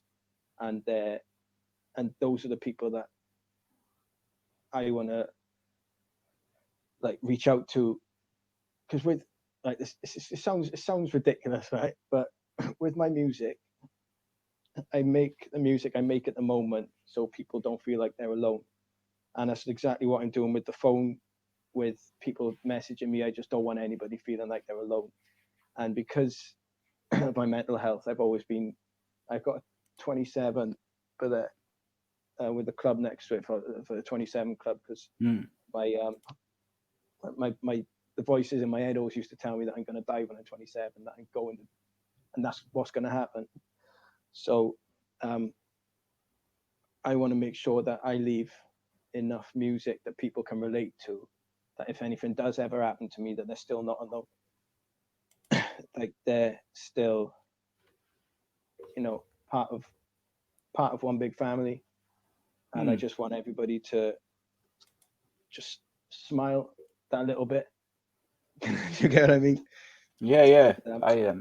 I admire it, mate. I've got to say, you've got a real vibe of wanting to help people, and I think when you consider some of the issues which you've had yourself, no one could blame you if you said, "Look, I've got to just focus on me, and I can't deal with other people's shit at the moment. I got to just focus on what I got to focus on."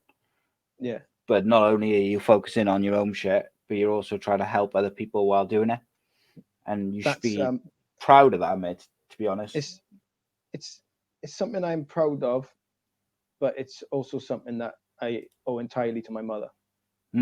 because she's dealt with so much of her own shit growing up, but she always made sure that me and my sister were happy. No matter what my dad was doing to us, my mother always made sure that, you know, we were happy, we were smiling, we were healthy. And I just think it's rubbed off on me. And like the messages I get from people saying, oh, you're amazing for doing this, or you know, I try and ignore them as much as possible, because I don't want my brain going, oh yeah. You know what I mean? I don't want to go into my head or anything, because that's not why I'm doing it. I don't care what people think of me. I just want to make sure that people are happy, and if I can have something to do with it, then I'll do it. I'll do my best to do it. You know what I mean? 100%, mate.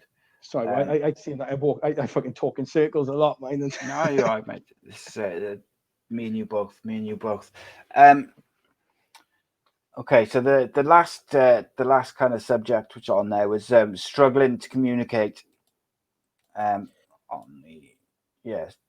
mean, that's an interesting one, because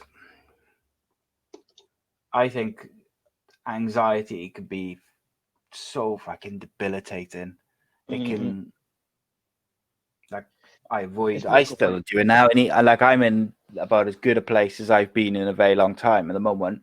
But like, some days I just avoid everything and everyone, other than my missus, my kids. Clicking the link to this earlier, my fucking chest was going because I haven't had to talk to anyone for ages. Yeah, you know what I mean, like this, like have a conversation. I haven't had to hold a conversation for so long, and anxiety is really just something that, well, it just makes your brain go blank. It, you know, when one of my first ever battles, I was thinking, oh, great, you know, I can rap. I've got these rounds for him. You know, I'm gonna win this fucking battle. And then as soon as the cameras were on me and the crowd was there, my fucking rounds were gone. And I couldn't even freestyle then either, because all I could think about was, I've just fucked up. Yeah. And it's the same. And like when people say, I don't know how you can do it when it comes to battle rapping because of that pressure. I don't know how some people can, actors, I don't know how actors can memorize all their lines and pretend. I don't know how actors are confident enough to act like that in a room. And it took me until I started filming music videos properly to realize the more ridiculous you look to everyone around you when you're filming, the better the video's going to look. But years ago, I'd sit there and I'd be like, he looks like a twat. Like, you know what I mean? Why is he prancing around in front of the camera like that? Then just to see how sick the fucking video turned out. So then I started acting like a twat in front of the camera, and that's when my confidence started coming back. But stuff like this still brings me anxiety. Not as much as it used to, but it's just, this is new to me. Do you know what I mean? I've never done this before. And as on another podcast with two of my best mates now, Brighty and Fussell, when they were still doing their podcast, and I was just as nervous then. And, you know, I know them. I know them really well. And it's just, I don't know what it is. But anxiety is, well, I tell you what, this is a prime example of how anxiety affects communication. Because I just went on a massive rant and said absolutely fuck all. But that's because when I'm talking, I get anxious thinking, where am I going with this story? Yeah. And then I end up just going on different stories. Well, there's different aspects to anxiety in there. You can have like where you want to stay at home and not speak to anyone, not see anyone. You don't want to text anyone. You just want to be left alone. Or you can lose your trail of thought all the time, or you can be uncomfortable speaking, so you can speak, you mumble, or you speak quietly, or you can go the other way, whereby you're so anxious that you get really outlandish and say stupid shit, or you get really loud, or like there's so many different aspects and platforms and different ways that it can go. And I think, you know, don't get me wrong, like people's opinions on mental health is getting better all the time. And I think the more we talk about it and the more people talk about it and their issues, and I think that's half the battle. Is not just talking about mental health generally and going, you know, we all suffer from mental health issues, so let's all help each other and let's just spread awareness of mental health. No, let's talk to each other. Let's talk about our shit. Let's lay our shit all out on the table and say, look, I suffer with this. Every day I deal with this, and this is what it does to me. This is how I deal with it. This is how I don't deal with it. Some days it's harder than others. And then someone watching it will go, oh, fucking hell, that's what I do. And then hopefully it's like a knock-on effect where they talk to someone and say, oh, did you see that? Or did you see so-and-so talking about that? Or did you read this? And it's just trying to do it that way. That's a lot of how I approach my music. Is I want to try and leave myself as vulnerable and exposed as possible to make to let, because a lot of people, they'll share certain parts of their mental health, or they'll share certain aspects of things that are wrong with them, but then stuff that's really embarrassing to them, they just won't touch upon. But they'll be like, I've shared this much of it, but I'm just going to keep this bit locked away. But if I don't keep that bit locked away and just lay it all out and just be like, look, this is me, this is what's going on, then like you said, hopefully people will clock on and be like, oh, so it's not just me that does that. All right, okay, so I can talk about this now. Do you get what I mean? Because the reason people are so scared to talk about it is because they think it's only them doing it. And the more people that talk about it, the more normal it seems to have those behaviors. And then the more comfortable people will end up becoming, because it's a normal thing to do. Talking about it is a normal thing to do at that point. Yeah, spot on, mate. That's exactly that. It's just letting people know that, it's difficult, and sometimes it can be like that podcast I talked about earlier, which went on for a couple of hours. It was an emotional roller coaster, and it was exhausting. But it not only helped me, but it also seemed to help other people. Yeah. So that's good. So let's keep doing that. You get that feeling, but there, don't you, in your chest, and you're like, and that like little butterflies in your stomach when someone says that you've actually helped them, and you're like, oh, you know what, I actually feel good about that. Like, do you get what I mean? And to me, I'd rather have that one person contact me and say, oh, your show talking about schizophrenia, or your show talking about bipolar or whatever, that really helped me because I was having a really bad day, and that was really difficult. I'd rather have that from one person than have a video or a podcast have 1 million views or downloads or whatever. And I'd much rather have that. I remember maybe that's stupid of me, but no, it's not the way I feel. About 10 years ago, I made a mixtape called T-Total, just because it was a play on my name and I was on a lot of drugs. But there was one song on it called Wake Up Sleepyhead that I made after my best mate passed on. And it was just me, literally, I was just crying into the microphone, just like, I refuse to believe that you are not just asleep, you're just resting pretty deep, eyes closed to count the sheep. And it's basic lyrics because I couldn't write for shit back then. And but it was lyrics that I was feeling. They were words that I was actually trying to say to him because I couldn't speak to him anymore. And I remember I got a message off somebody I'd never spoken to before. And this was just when I was just recording in my mother's living room with Jeremy Kyle on in the background. If you took the instrumental out, you can just hear You're Not the Father or something in the background. But I had a text and it said, thank you, man. I was feeling really down. That really helped me get through the night. And then I was like, well, that's my job done now. Do you know what I mean? I can buy a happy man because I've helped someone. And I was talking to one of the boys about what, actually I've been talking to a couple of artists recently about what they actually want to get out of music. And I noticed how many different reasons people are actually making music. Like there's some people that want to get all the views, there's some people that want to get all the money. Obviously, money helps to be able to carry on doing it. But I'd rather make sure that I'm connecting with the people who are listening rather than just trying to get more people listening. And the fact that I wasn't expecting, when I got the physical CDs printed, I was expecting to sell like 5, and one's to my mother, like, you know what I mean? And then it just fucking, blew me away then when people just started messaging, asking for CDs. And then I had my little emotional moment where I fucking paid the rent with the CD fucking sales, and I just never thought that was going to happen.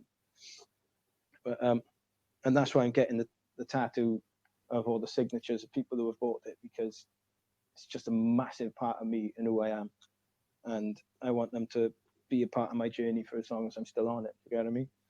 Yeah, 100%, mate. And that must have been like quite a humbling moment to pay your rent from the CD money, just for mate, like a. Cried my eyes out. I'm not even ashamed to say it, bro. It was mental. Like sorry, go on. No, go on. Oh, let's just say I never thought that people were taking me that seriously. Yeah. You know what I mean? Yeah, 100%, mate. But I it's having that confidence in yourself, though, isn't it, as well?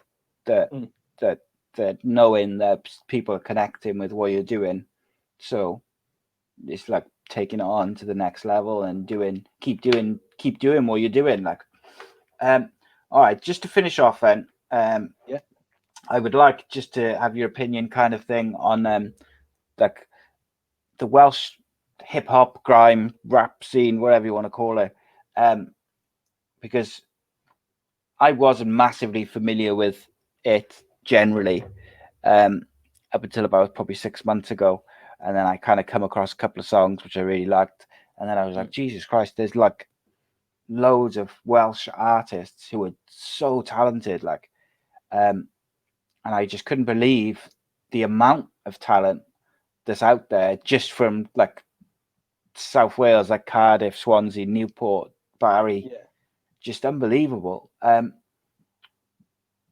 I guess I just wanted to hear like your thoughts on that, on the Welsh music scene, and just where you'd like to see it go, and some of the artists which you like to listen to. It's starting to go the way I think it should go at the moment. There's a lot more of the underdogs are coming and getting the exposure they deserve. There's still a lot of people that are slept on. And like you've got like KJ from Barry, you've got Skinny Bill from West Wales, you've got Crazy Jack from Swansea. You know, he's one of my best mates, but also one of the best artists that I've heard. Like, do you know what I mean? Yeah. And it's just nice that everybody's starting to get seen a lot more, and especially like that. And then you've got your Mercages, you've got your locals, you've got your scammers, and like Local as a big fan of fucking Local's album, massive fan of his album, and then I messaged him. No, he messaged me because he saw, I think it was my Dungeon or Boy on the Floor, and he said that he liked it. And then I messaged him to ask if I said, "Oh, I'm doing a bit more of a playful song at the moment. Would you be up for hopping on it?" And I sent it over, and he hopped on it. And honestly, I was fucking gassed. Like, you know what I mean? Like, I was a massive fan of him, and he jumped on. And he's a really fucking nice guy. And we got like Scammer. He's a fucking really nice guy. Like, he's always taking the time to talk to me. And Merkage, really nice guy as well. You know, when we did Black Sheep, we related to a lot of things that we were talking about to each other. Like, you know what I mean? We shared a lot of the same experiences when it came to being a parent. And it's just a lot of people. There's some people that aren't decent people, and there are some people that are just fucking amazing characters and just amazing people to be around. And I reckon if you had a few of them on you, they'd be entertaining to watch. Trust me. Yeah, I wanted, like, the way I look at it is, like I said, I had the Crooks on, which is a band from Chesterfield who are very, very good, and they've been signed now by like some massive company in America and stuff. Not that that's got anything to do with them coming on here, but when I had them on, like, they'd said they'd come on, but they were really busy with a tour and stuff, and I said, "Oh, you know, I really want to get you on," because I knew, like, I could see that they were really going somewhere. So I was like, I want to get them on before they get really famous, big time. So I was really chuffed to have them on. And then I was thinking, like, the other week, I was like, I just want to get like up and coming bands, artists, rappers, whatever, and just get them on. And if I can specifically get on Welsh bands and artists and stuff, I'm happy to do that, shine a bit of a light on people and point people to their stuff, then even better. But I'm happy to have, I want to get more musical acts and bands and stuff on 100%. I actually dropped Merkage a message the other day on his page, but he hasn't come back to me yet. But I mean, I'm hoping, fingers crossed that he'll come on. Have you heard of Swanwick? I haven't, no. He's on his way up. Like fully, he's on his way up, and he's such a fucking cool guy. He's definitely worth getting in touch with. There was a guy. Who did I see? Oh, what was it? It was like he just did a freestyle war. He was just in a street.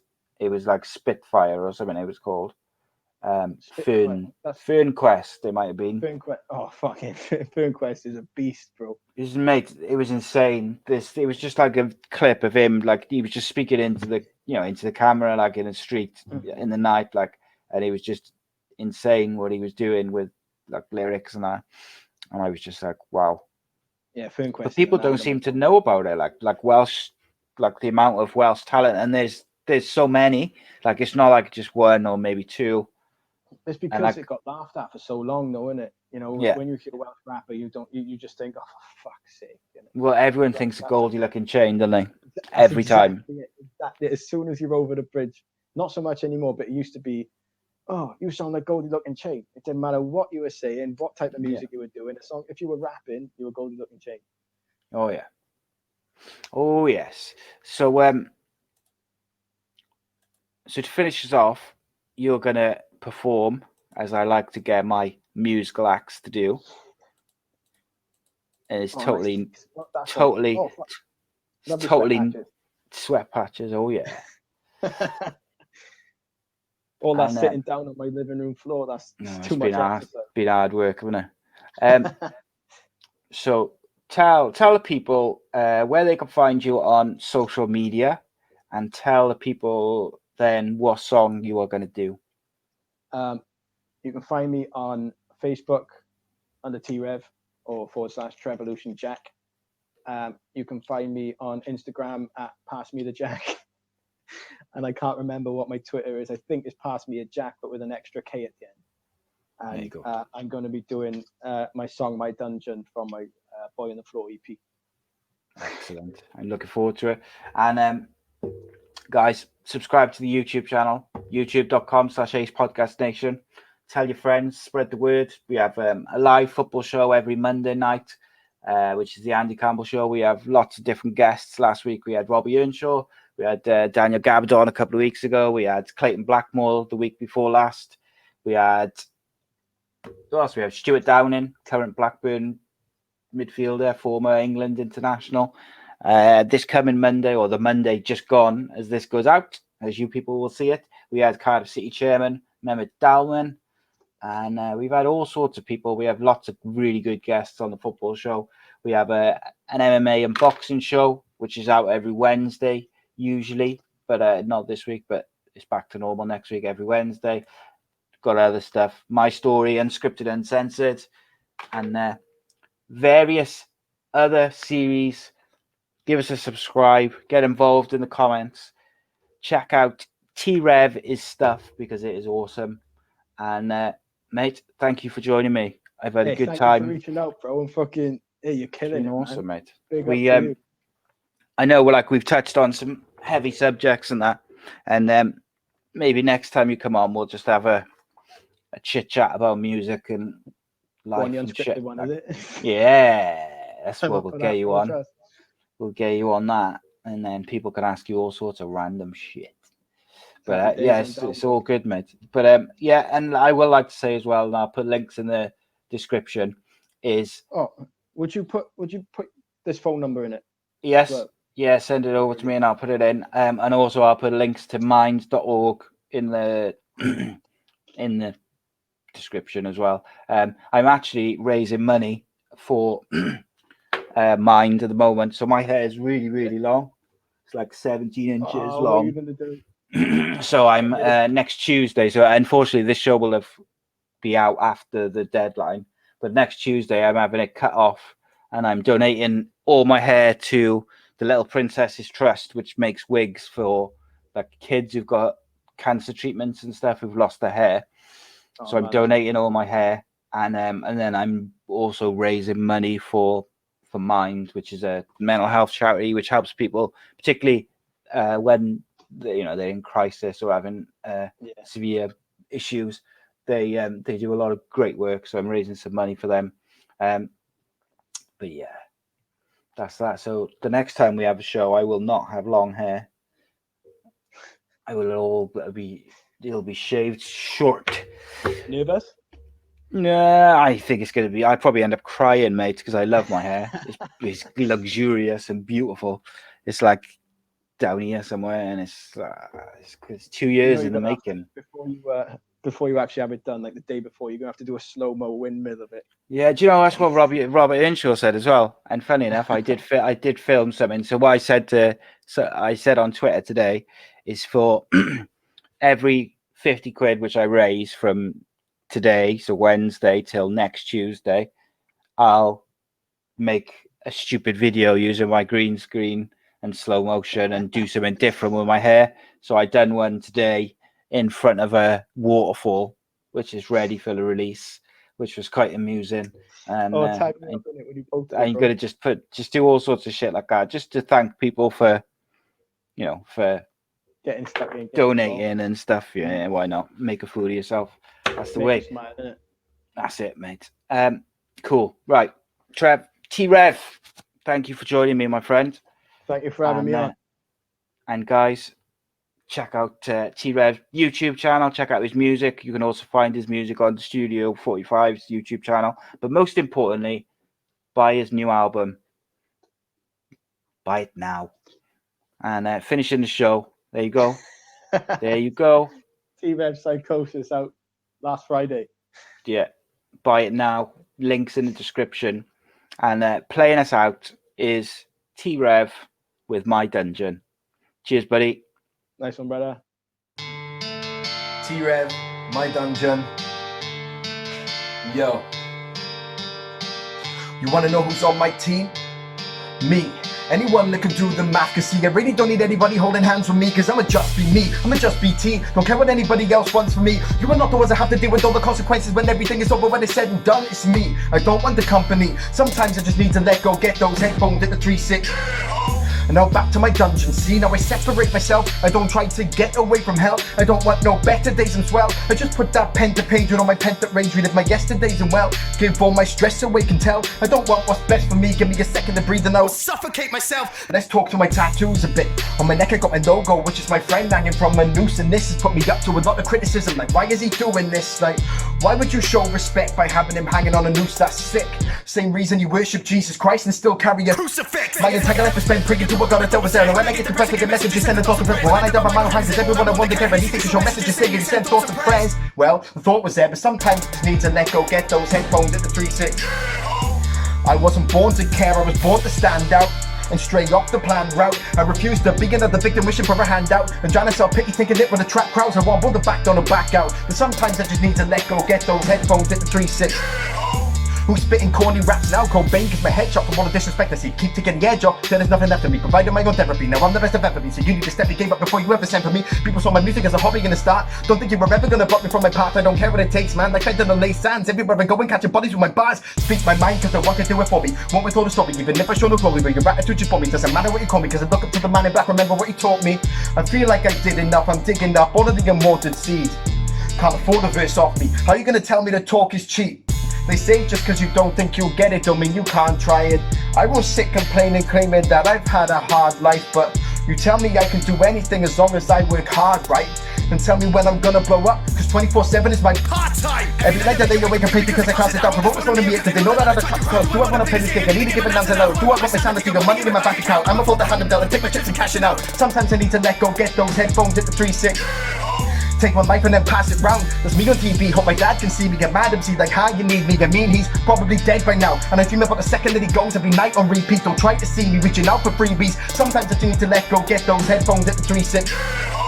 I hope you die in your own feces and cry every night. I don't like who I am, no one fight for my life. I wanna die in the background. When I say goodbye, no, I might not come back round. Having panic attacks, I can't put the jack down. Oh no, stop. Trying to be something that we just know you're not. You're not a badass. Stop being so over the top. Also, my son is more than just a photo op. Yes! I'm either bad or evil. I'm just not good with people. My life is like a horror movie. What I see tomorrow, do we even know if there's enough cast for a sequel? I shout to my son, crying about it when I'm done. He don't understand that I struggle more than anyone to be a father. Without a father, where'd you go, dad? Just wondering, why's my daddy so mad? Why did daddy never laugh? Why did daddy never smile? Why's the last time daddy get a bath? Why does daddy always shout when I'm trying to make it grin? What are in those tablets, dad? The ones you've been taking since your daddy left you. It's setting in now. I'm watching Travis sleep, and I just feel like I'm letting him down. Why can't I just man up and accept the help they're offering? Why, when I'm performing, do I feel like I have got to drink? Why can I just not fit in? Sometimes I need to let go, get those headphones at the 3-6. Sit down and have a proper think, but to sum everything up, I'm making myself someone. Taking out from no one, not even a loved one. Taking off from Crash, packing all these dum-dums for these dum-dums. My mother is a young gun, break my pen and let the blood run. Sometimes I just need to let go, get those headphones at the 3-6. And now I go back to my dungeon.